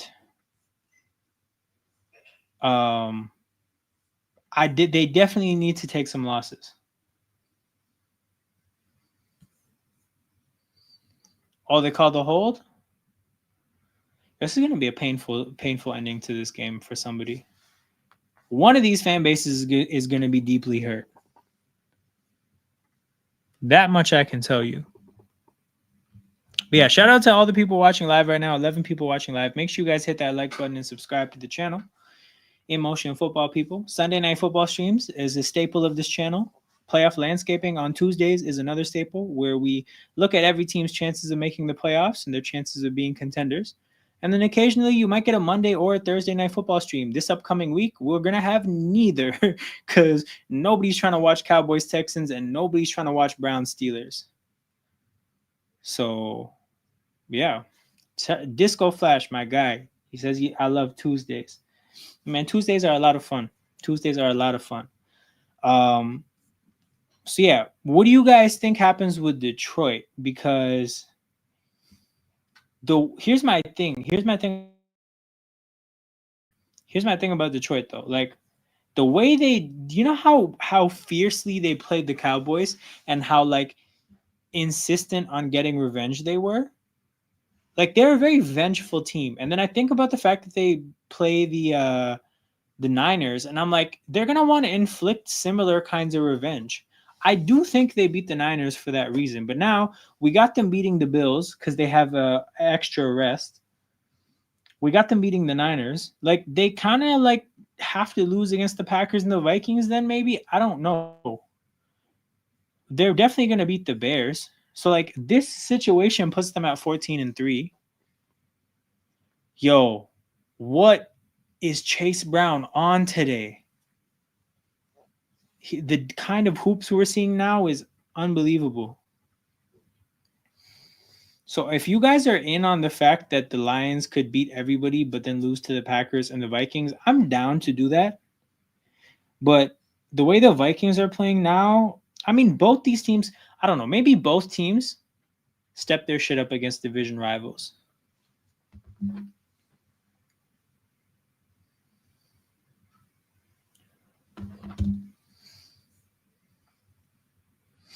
Oh, the Bills could definitely win.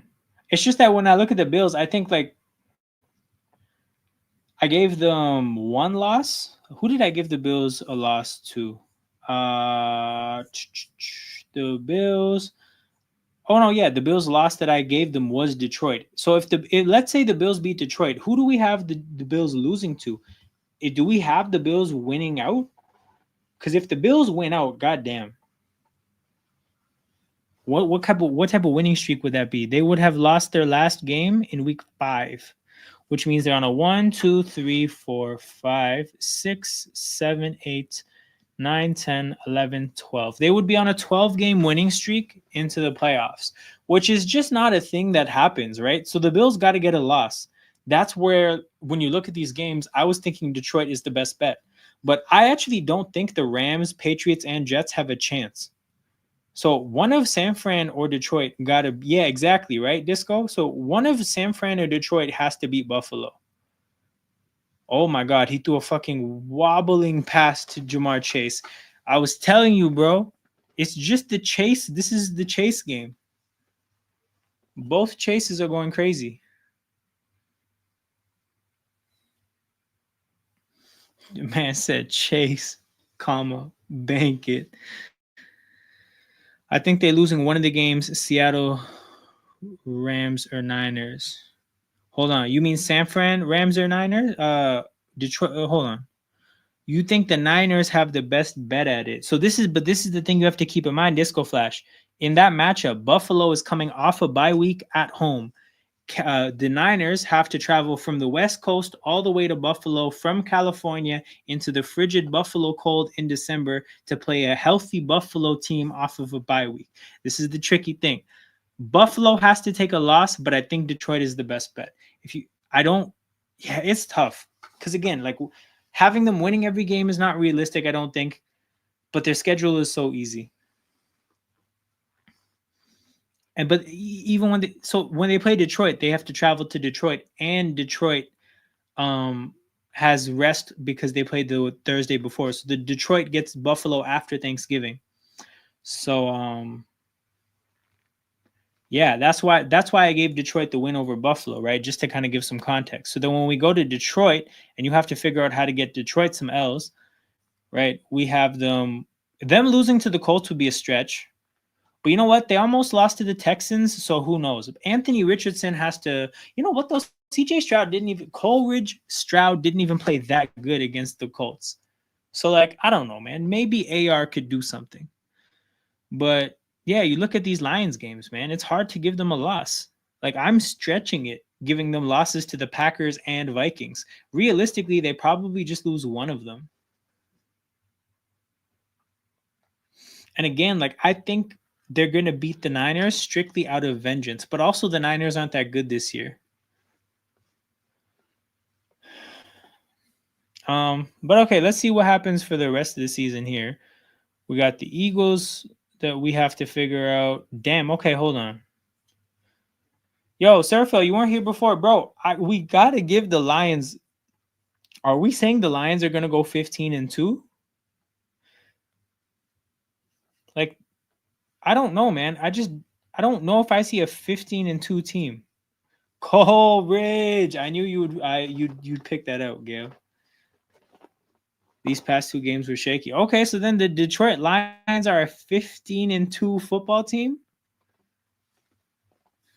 Bills W. Okay, Serfel, thank you. So here's the thing: if we give the Bills the W, let's go to the Bills. The Bills are 14-2.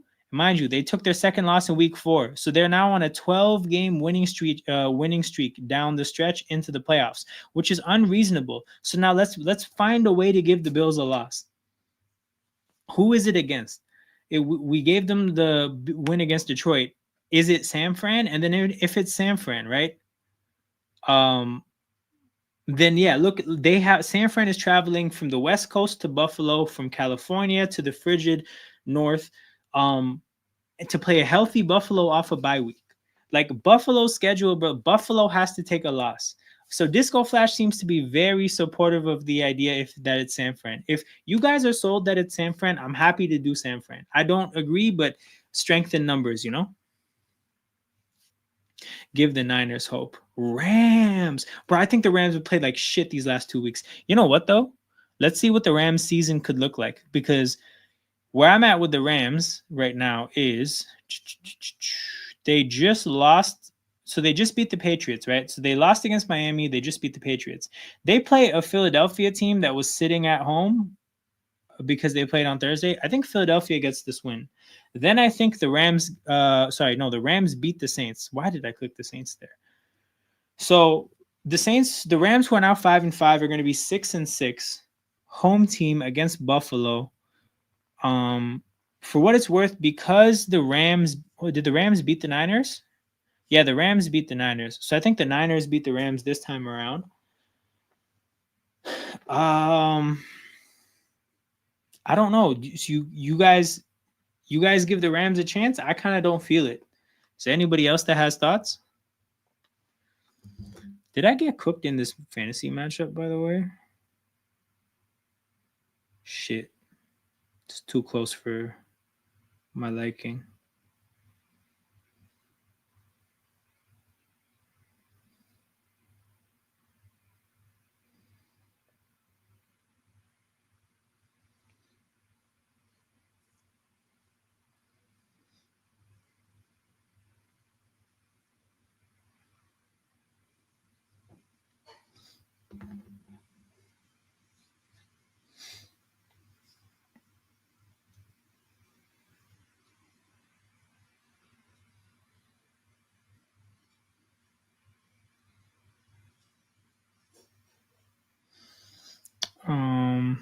But yeah, I think the Rams probably beat Seattle and Arizona. Because again, I mean, I think the Rams beat Arizona because Arizona beat them before.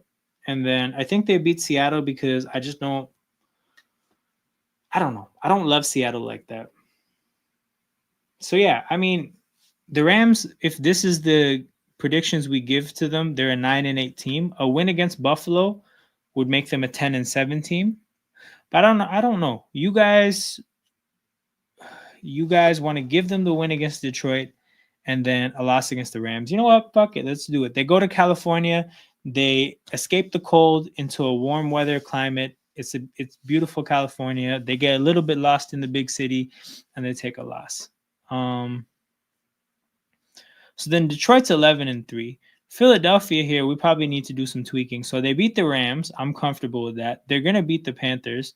They're going to beat the Cowboys and Giants down the stretch, but they got to take a loss at some point. So for what it's worth, I only have them taking one loss. I don't mind it being Washington. My thing is just like, I think Washington played horrible against Philadelphia. I just think Philadelphia did dumb shit in that matchup. I think, if anything, Pittsburgh might be the team here. But the thing about Pittsburgh is, let's go back to Pittsburgh. I think this was like Pittsburgh's, this is one of Pittsburgh's 2 losses. So I think if we swing this and give Pittsburgh the win, then we have to go back to Pittsburgh and give them another loss. And I don't necessarily love that idea. So we can go to Philly and we can definitely give this to Washington if you guys are down. And I could see us getting hot down the stretch here. Again, I think it helps that we have matchups like the Rams, Panthers, Cowboys, and Giants. Like really the formidable opponents that I'm thinking about are Baltimore, Pittsburgh, and Washington. But even Washington, like formidable in theory, but I saw the way we played against them. Like it should have been we missed a couple kicks. Like that should have been a more of a blowout. So I don't know. We'll have to see. We'll have to see how the rematch goes. But again, the Eagles have to take a loss. So in this situation, the Eagles are the 2 seed. The Falcons. So here's what I think would happen. If they get that big win against the Chargers, I think they definitely lose to the Vikings the next week. Then they play the Raiders, get the win. Giants, they take the loss.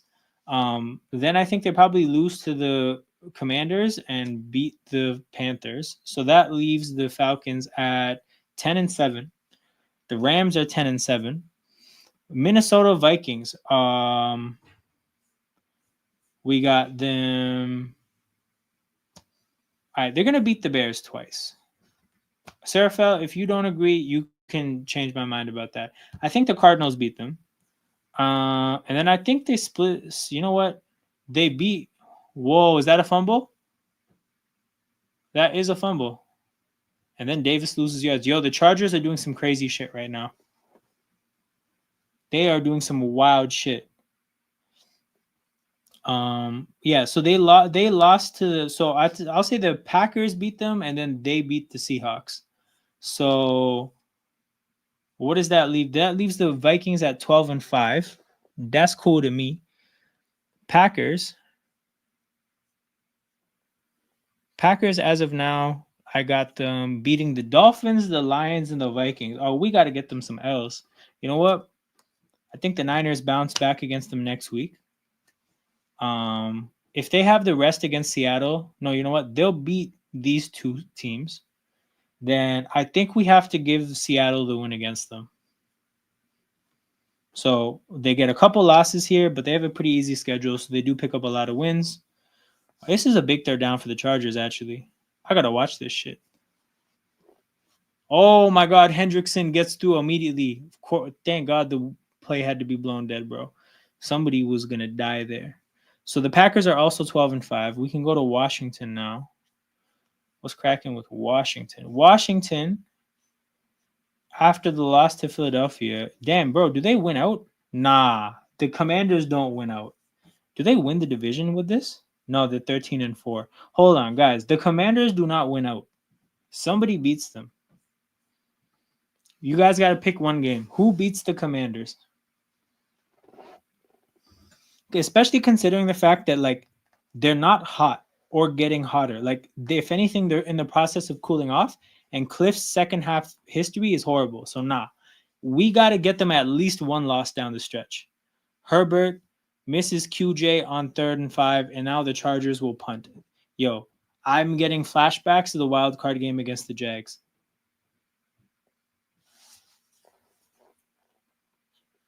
So then, Serafel, if we give the Eagles the win, then I think we got to give the Eagles a loss here. So maybe you can give it to Pittsburgh, but then if we give Pittsburgh the win, we have to find a way to get Pittsburgh the loss.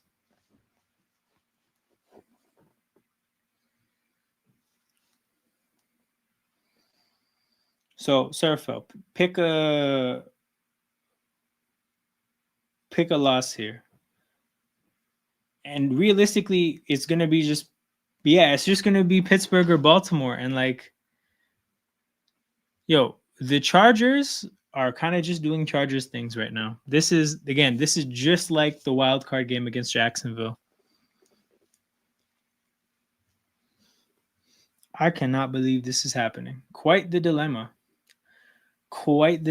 So I'm going to go ahead and you know what?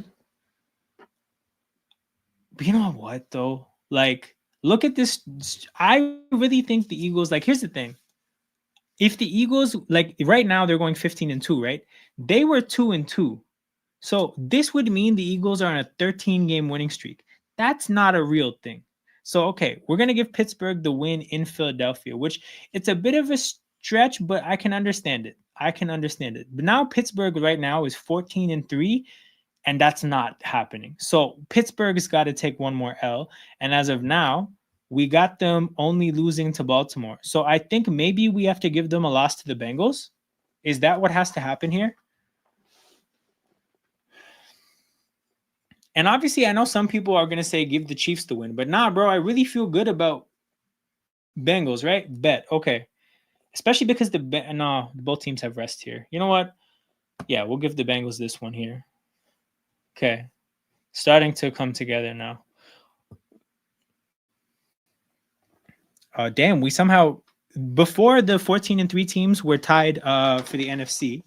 I mean, the Lions were, for some reason, the 1 seed. Now the Eagles are the 1 seed for some reason. So that's weird. Cardinals, 8-5 team. Let's see how their season ends. I got them splitting it against Seattle, beating the Cardinals, and then losing to the Niners. Because again, so my thinking here is that the Cardinals beat both these teams. They beat the Rams and the Niners. I don't think they sweep either one of those teams. Literally in a division that is marred by like mediocrity, every team is 5-5 except for the 6-4 team.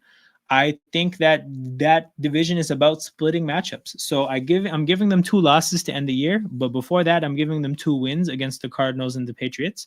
And then this little stretch here, after their bye week of Seattle, Minnesota, Seattle, giving them 2-1 in that stretch, I think is fair. So I think the Cardinals, this puts them at 10-7, and they lose the division against the Rams. So this Rams game here is huge. That means week 17 Cardinals Rams. That's a serious matchup.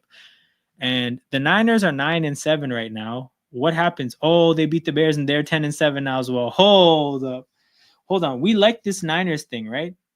They lose to the Bills and the Lions. Yeah, that's fair. They beat the Packers, Bears, Rams, Dolphins, and Cardinals. That feels like a lot, though.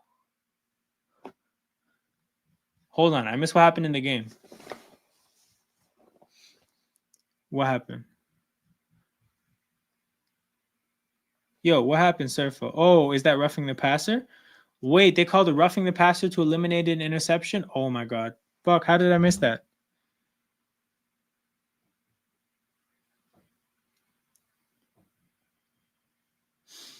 Brown. Let me catch this replay.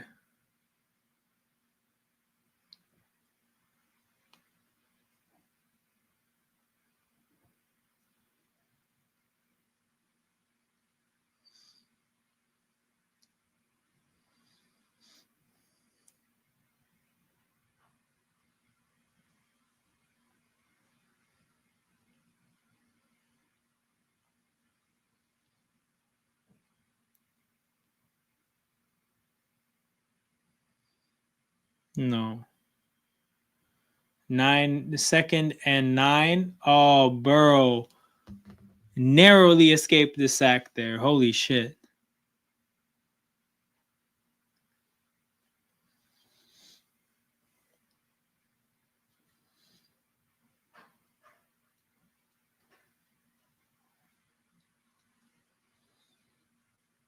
Bro, this game is crazy.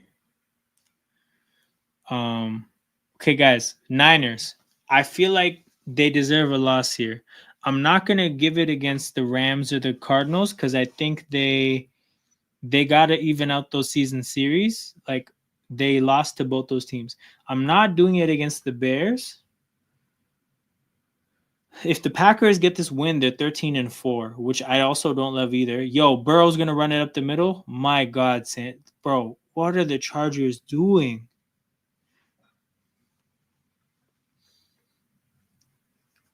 This is painful to watch, and I'm not even a Chargers fan. Okay, whatever. I guess the Niners just stay as a 10-7 team. Hold on, where's Seattle? Seattle's 9-8. What is the last game? Oh, it's against the Bears too. Holy shit! The Seahawks are only one game behind. In this situation, they split the season series with the Cardinals. They beat the Jets. That's totally reasonable. They split the Packers and the Vikings. That's reasonable. Holy shit! Yo, in this situation, the Rams play some huge games, but this whole division is 10-7 or 9-8. That's amazing. Oh no, we have to give the Bucks the rest of their wins. The Bucks beat these two teams. Actually, I think the Bucks beat everybody here. What does that put the Bucks at? Oh shit, the Bucks are 10-7 too, but look how many 10-7 teams there are in the NFC. That's wild. 2nd-6.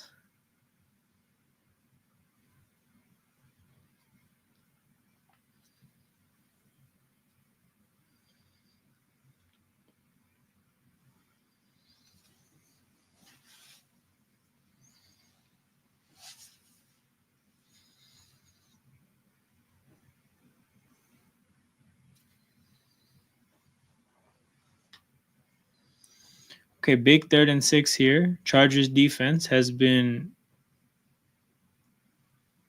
baby food down the stretch here. 7:40 to go.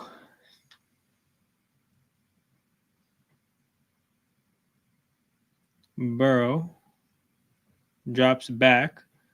Oh my God. Throws it into a tightly covered Jamar Chase. I don't know who that is. Number 29. I can't read the name on the back, but McPherson steps on the field for a field goal. Fuck. Going up against McPherson in fantasy. Oh, it's a rookie.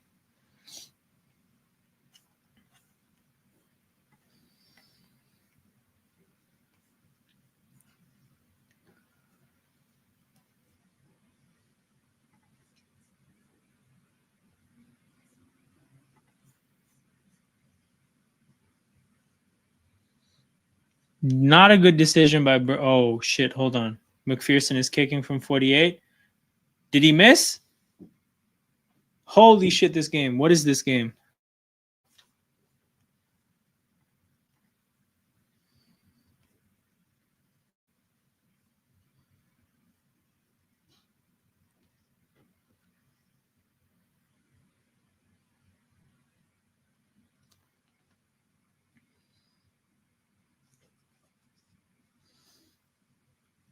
Hold on. That helps me with my fantasy matchup, though.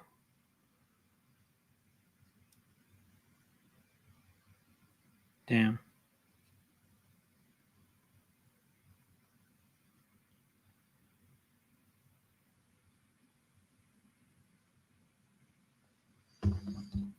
Chaos. I'm glad it was flexed to prime time. Yeah, this matchup is really coming through.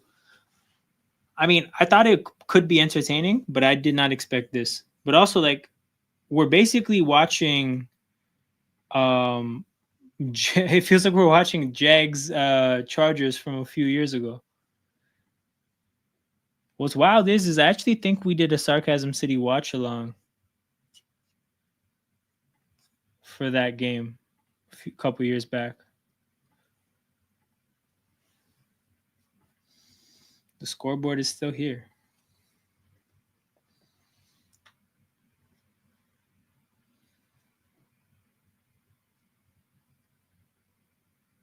Dobbins gets a handoff on 2nd and 3, and bro, the whole Bengals defense was in the backfield.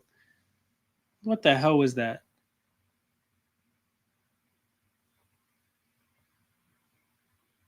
$6:30 to go.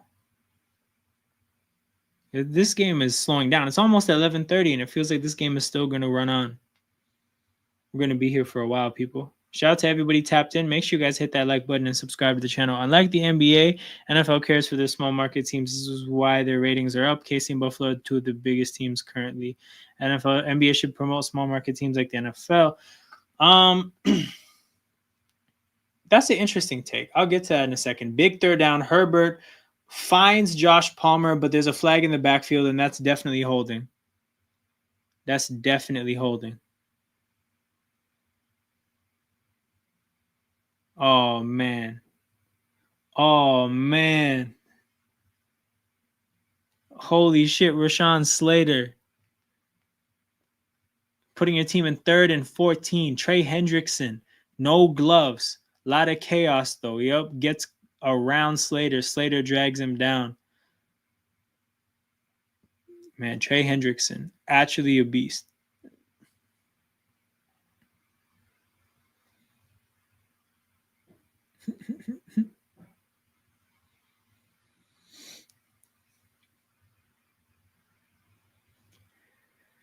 Yo, not even Harbaugh can defeat the Chargers judge. Again, the people who did black magic on the Chargers and the Bears, yo, solid people. Oh no, who is that? Lad McConkey. Ball goes off Lad McConkey's hands. It's a shame, lad. It's a shame.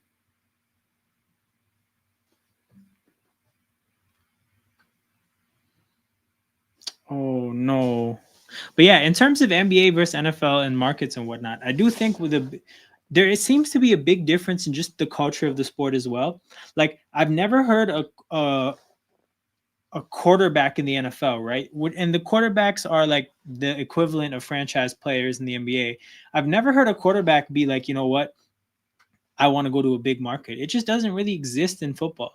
Like football is a lot more like the teams are like communities and families, much more than in basketball, right? Like Cam Newton never said, you know what, Charlotte's a small market. I want to go to New York. That's not a real thing. Like no quarterback like Aaron Rodgers didn't want to leave Wisconsin and Green Bay to go somewhere bigger. That's not how it works. Like the sports are just different. And I think the NBA has a really uphill battle because their superstars are not like the NFL superstars.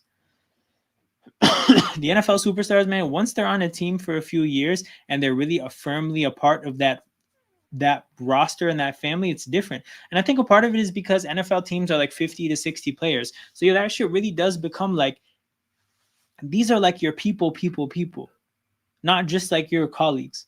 And I think when teams are actually like decent, kind of doesn't matter where they are, guys want to stick together and play together.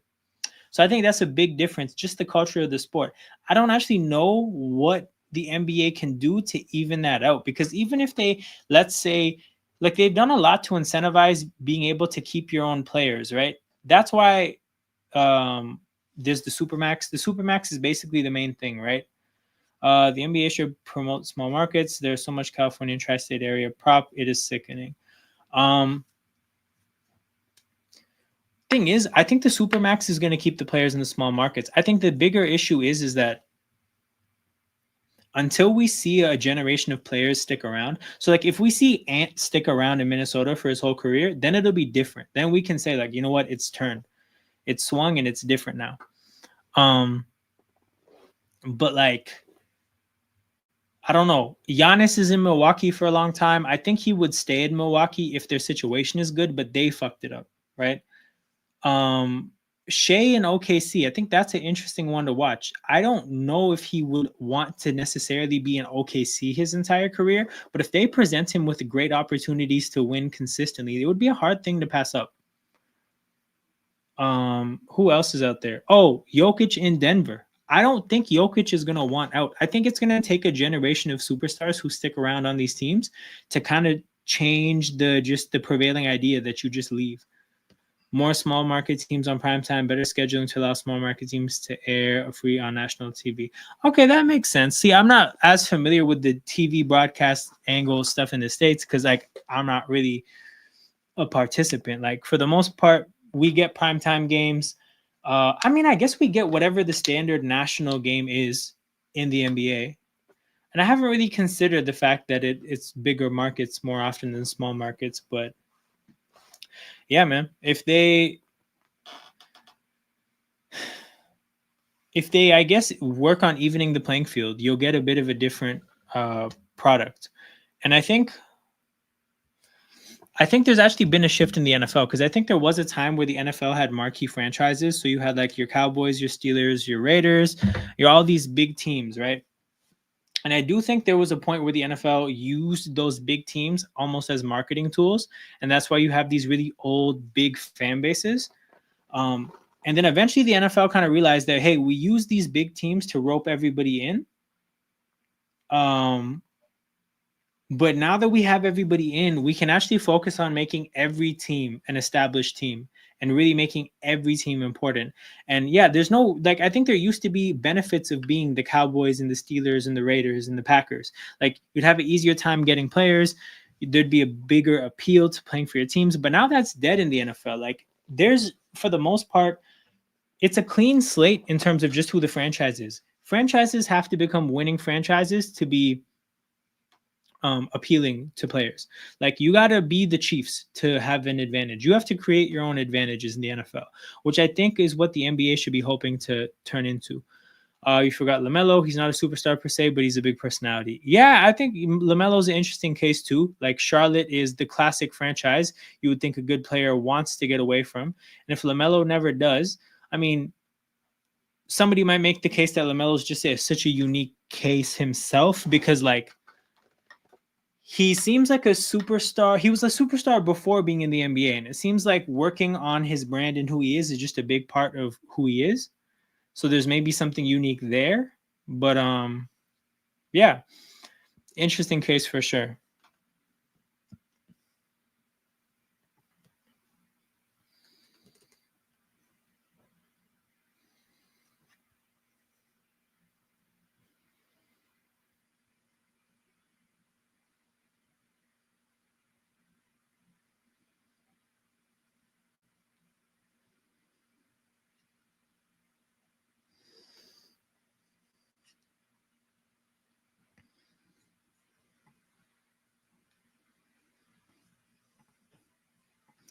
I mean, we saw what Brooklyn tried to be with a big three. Yeah, it's just, so that I think is more about the salary cap because once the salary cap, actually no. Well, basically once, when was it? But I want to say, like, even with Miami, right? When they put together the big three, they got lucky that they were able to, with minimum salaries, get guys like Shane Battier and Ray Allen, who were such huge parts of those championship teams. The problem with that precedent is that it made people feel like that was the right thing to do. They got really, really lucky they could get the role players. Every other big three after that, basically the success of whether it would work or not was whether you got role players.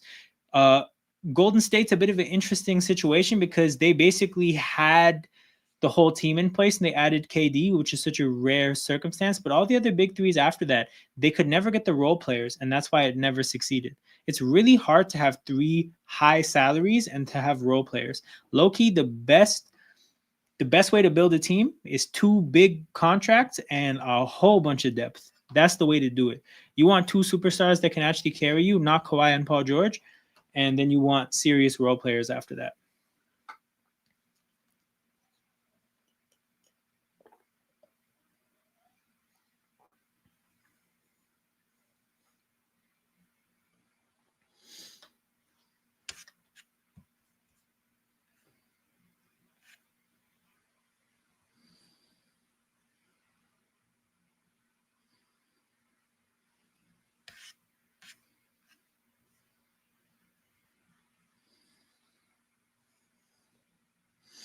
Chase Brown gets a yard.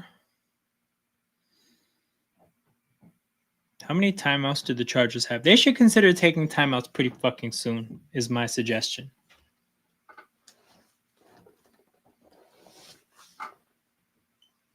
That's my suggestion. 2nd and 8, they're just going to let the clock run to the 2-minute warning. Oh, man. What a game, bro. Hey, Genwell, I'm sorry. I'm sorry you had to go through this. You seem like a pretty chill dude. I don't wish this type of shit on anybody. I can't believe Cincinnati might pull this off. I still kind of hope they don't. I don't really like, I don't know. I don't love Cincinnati like that. But yeah. Fuck, man. Cannot believe this game ended like, or is ending up like this.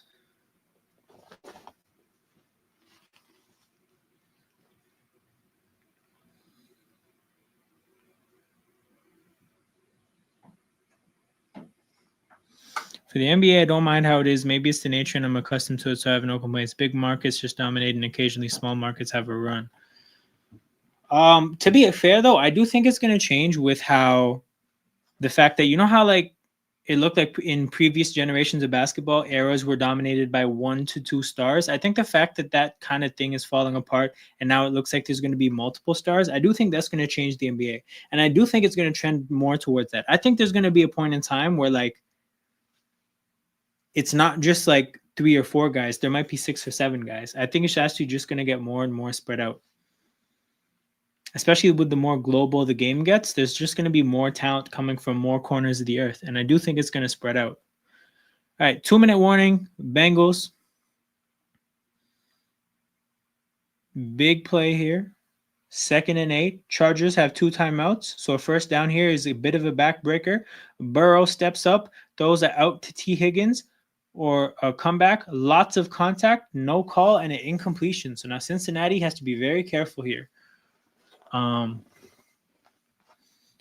Okay, random bit of context to this, right? I had an assignment to submit at midnight that I'm like 98% done. I just had to put some finishing touches and then submit at midnight, right? I'm still very cool to do that if this game ends, right? I will end, let's say in the next 5 minutes, I have about 15 minutes to literally just touches and then submit. If this game goes to overtime, things are going to get interesting. Instead of a watch along, this might be a study along, you know? You guys can pull out some books. We can just chill for like 5 minutes. We can talk, but I'm just going to have to probably put like, again, the really, really fine finishing touches and then submit that shit. I don't know how this is going to work, but we're working on the fly, people.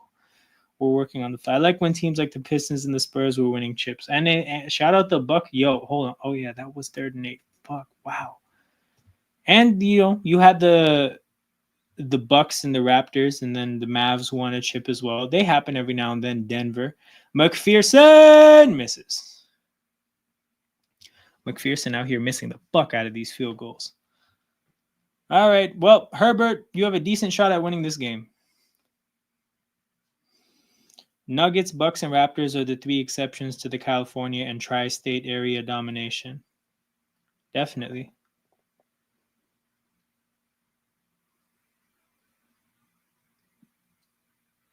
Even Magic around 10 years ago, they were terrible at developing.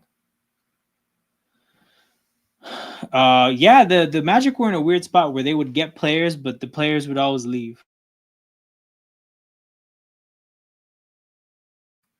Like, think about that team, right?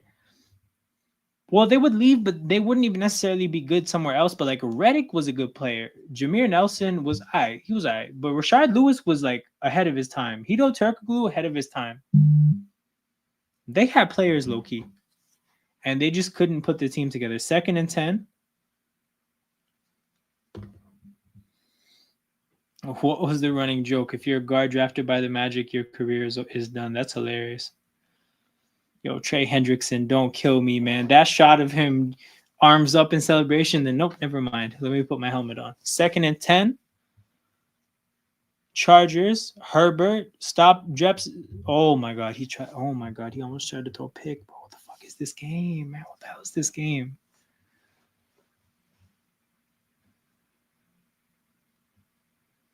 If Lad McConkey only caught that ball.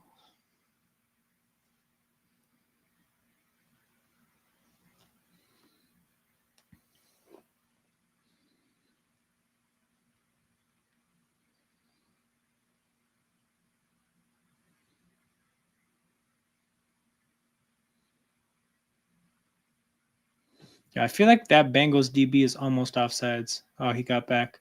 3rd and 10. Pressure.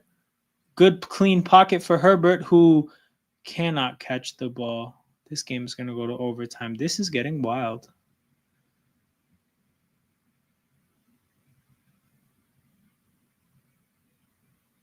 This is getting wild. They're really about to punt this ball. What the hell is this?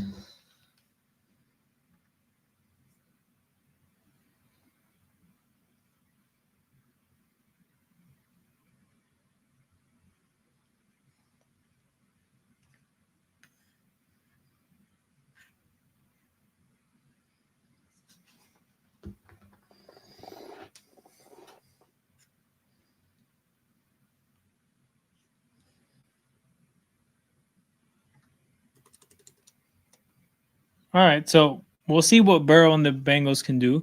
Can't miss kicks on these. Can't miss kicks on the inflection point of your season. Yo, what a way to articulate that point. This really is the inflection point of their year, and they're missing field goals. Man, just throw a pick six and end this game right now, man. I'm sick of this shit.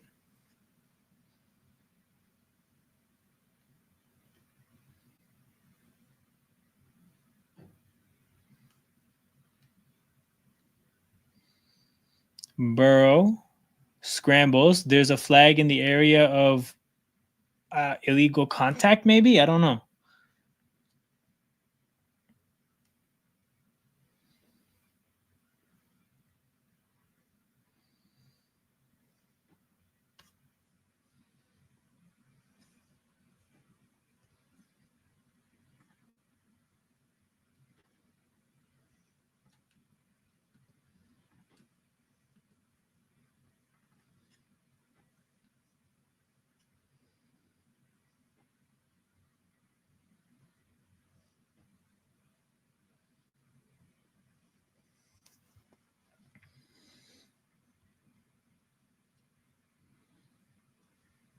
Burrow.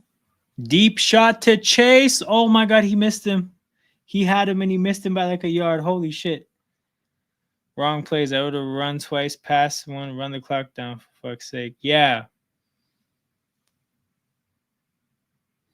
Yeah, there's timeouts in this game too. Like, there wasn't enough of a time crunch to just pass 3 times. He had him. He had him. That could have been the game.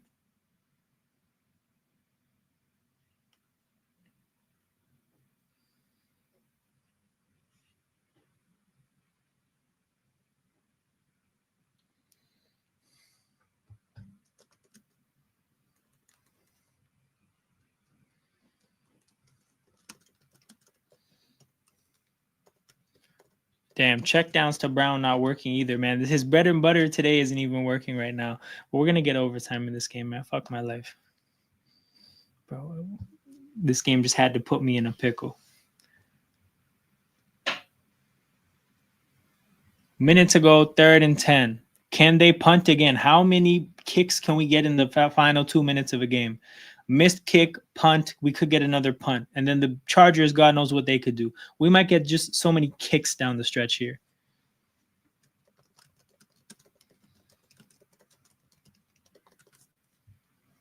Burrow drops back. Pressure, rolls to the right, hit as he throws. They're going to punt. What is this game? What is this game?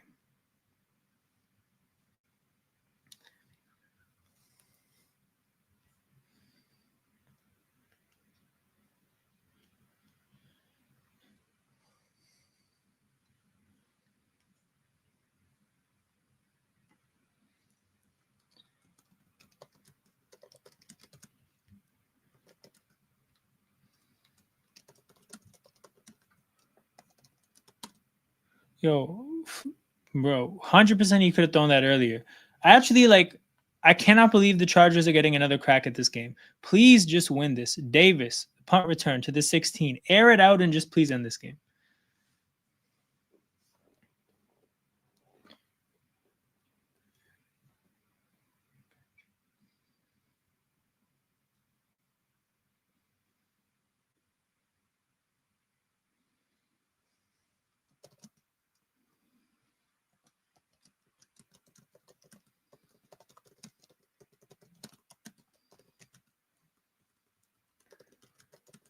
First and 10.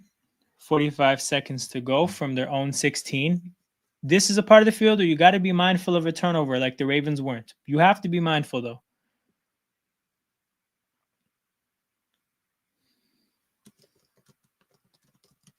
Oh, Lad McConkey. What a catch. What a catch by the lad. Oh, you made that catch, but you dropped the other one on the sideline before? That's crazy. Okay, timeout. Chargers, 31 seconds to go. Can Jay Herbo pull it off?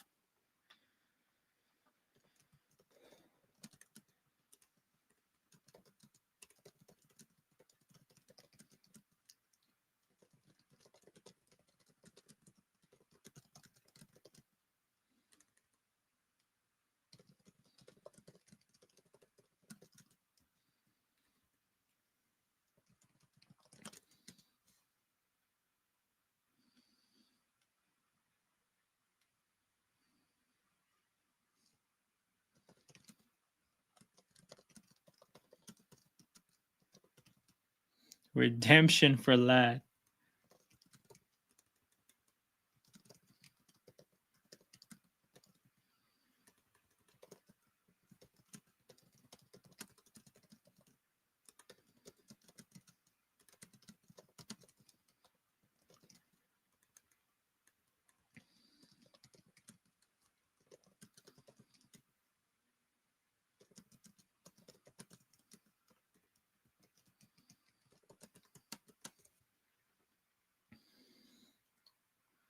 Second and 10 now. Hold on. Did the clock barely ran? I mean, advantage of quick plays, I guess.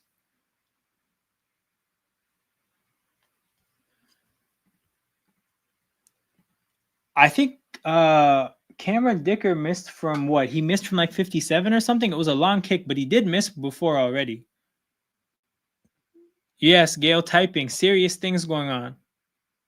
Herbert, deep shot to Lad. Oh, shit. Lad McConkey's putting this game on ice. Yo, this might be...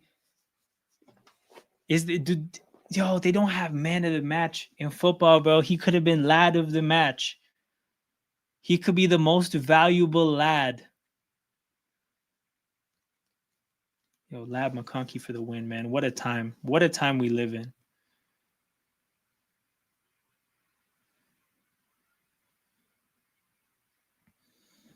Lad of the match. Yo, he's proper scouts. Bro, Lad McConkey is such a, like, I could 100% see it in the EPL. You know what it is, though? Like, Yeah, no, lad. That name, I could not believe that name when I saw it. Also, it's hilarious. He was on Georgia too. Like Lad McConkey on Wisconsin or Nebraska makes sense. Lad McConkey on Georgia was hilarious.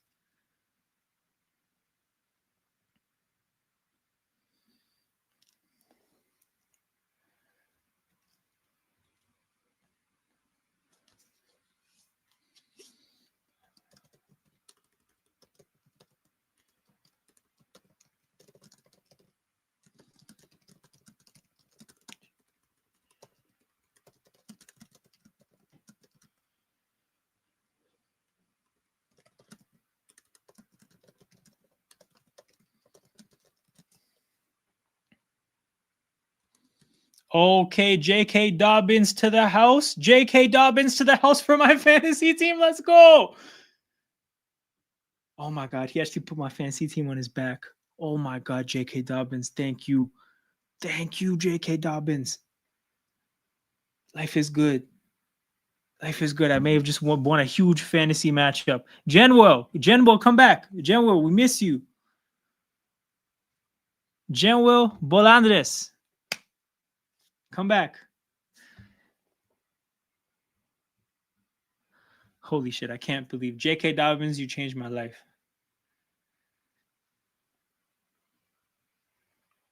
He flew in like Cam. He flew in like Cam.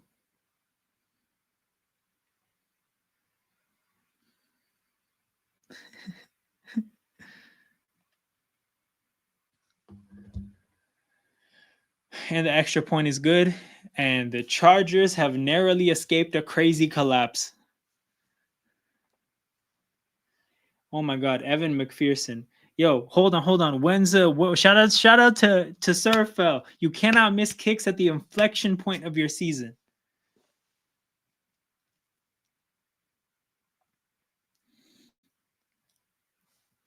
What a time.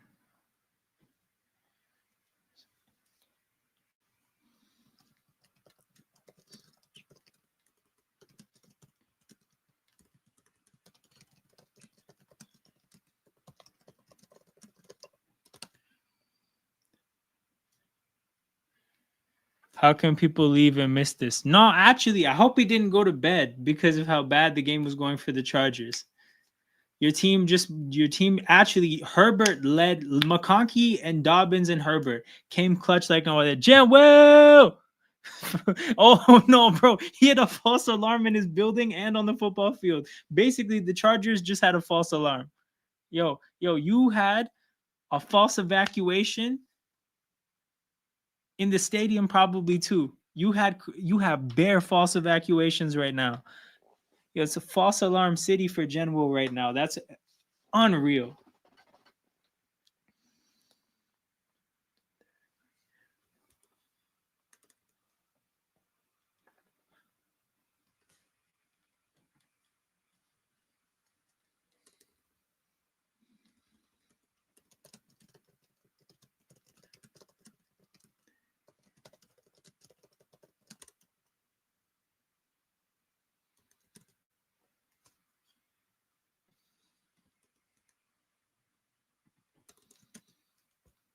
Oh, well, okay, they're gonna take a Hail Mary. Oh my God. This game just keeps doing things.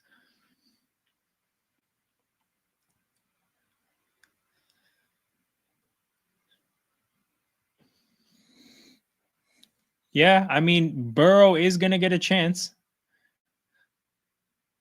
What a game.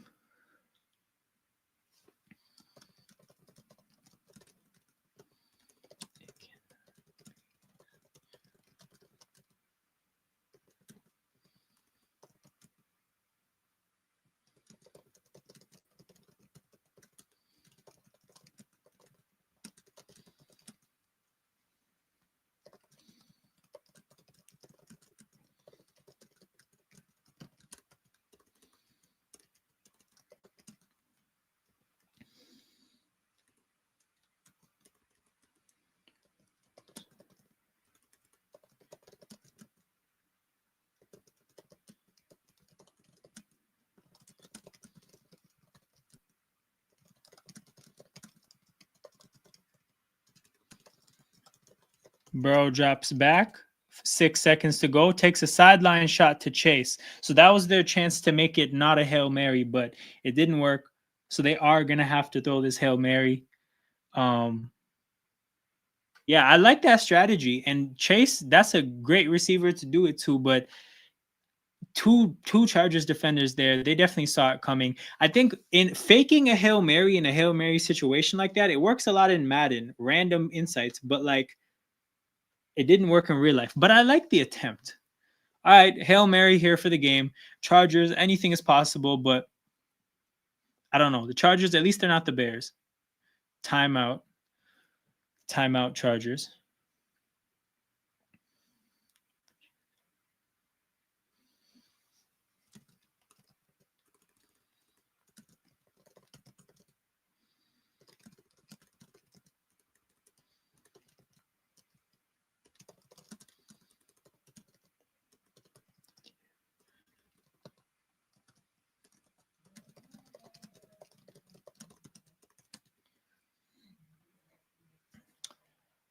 Yeah, I mean, the thing is I feel like nobody has a chance of a Hail Mary falling this year, considering what happened to the Bears. The Bears actually, I think, killed everybody's chances of getting a Hail Mary because 100% after that, everybody practiced it at least 3-4 times, like a week.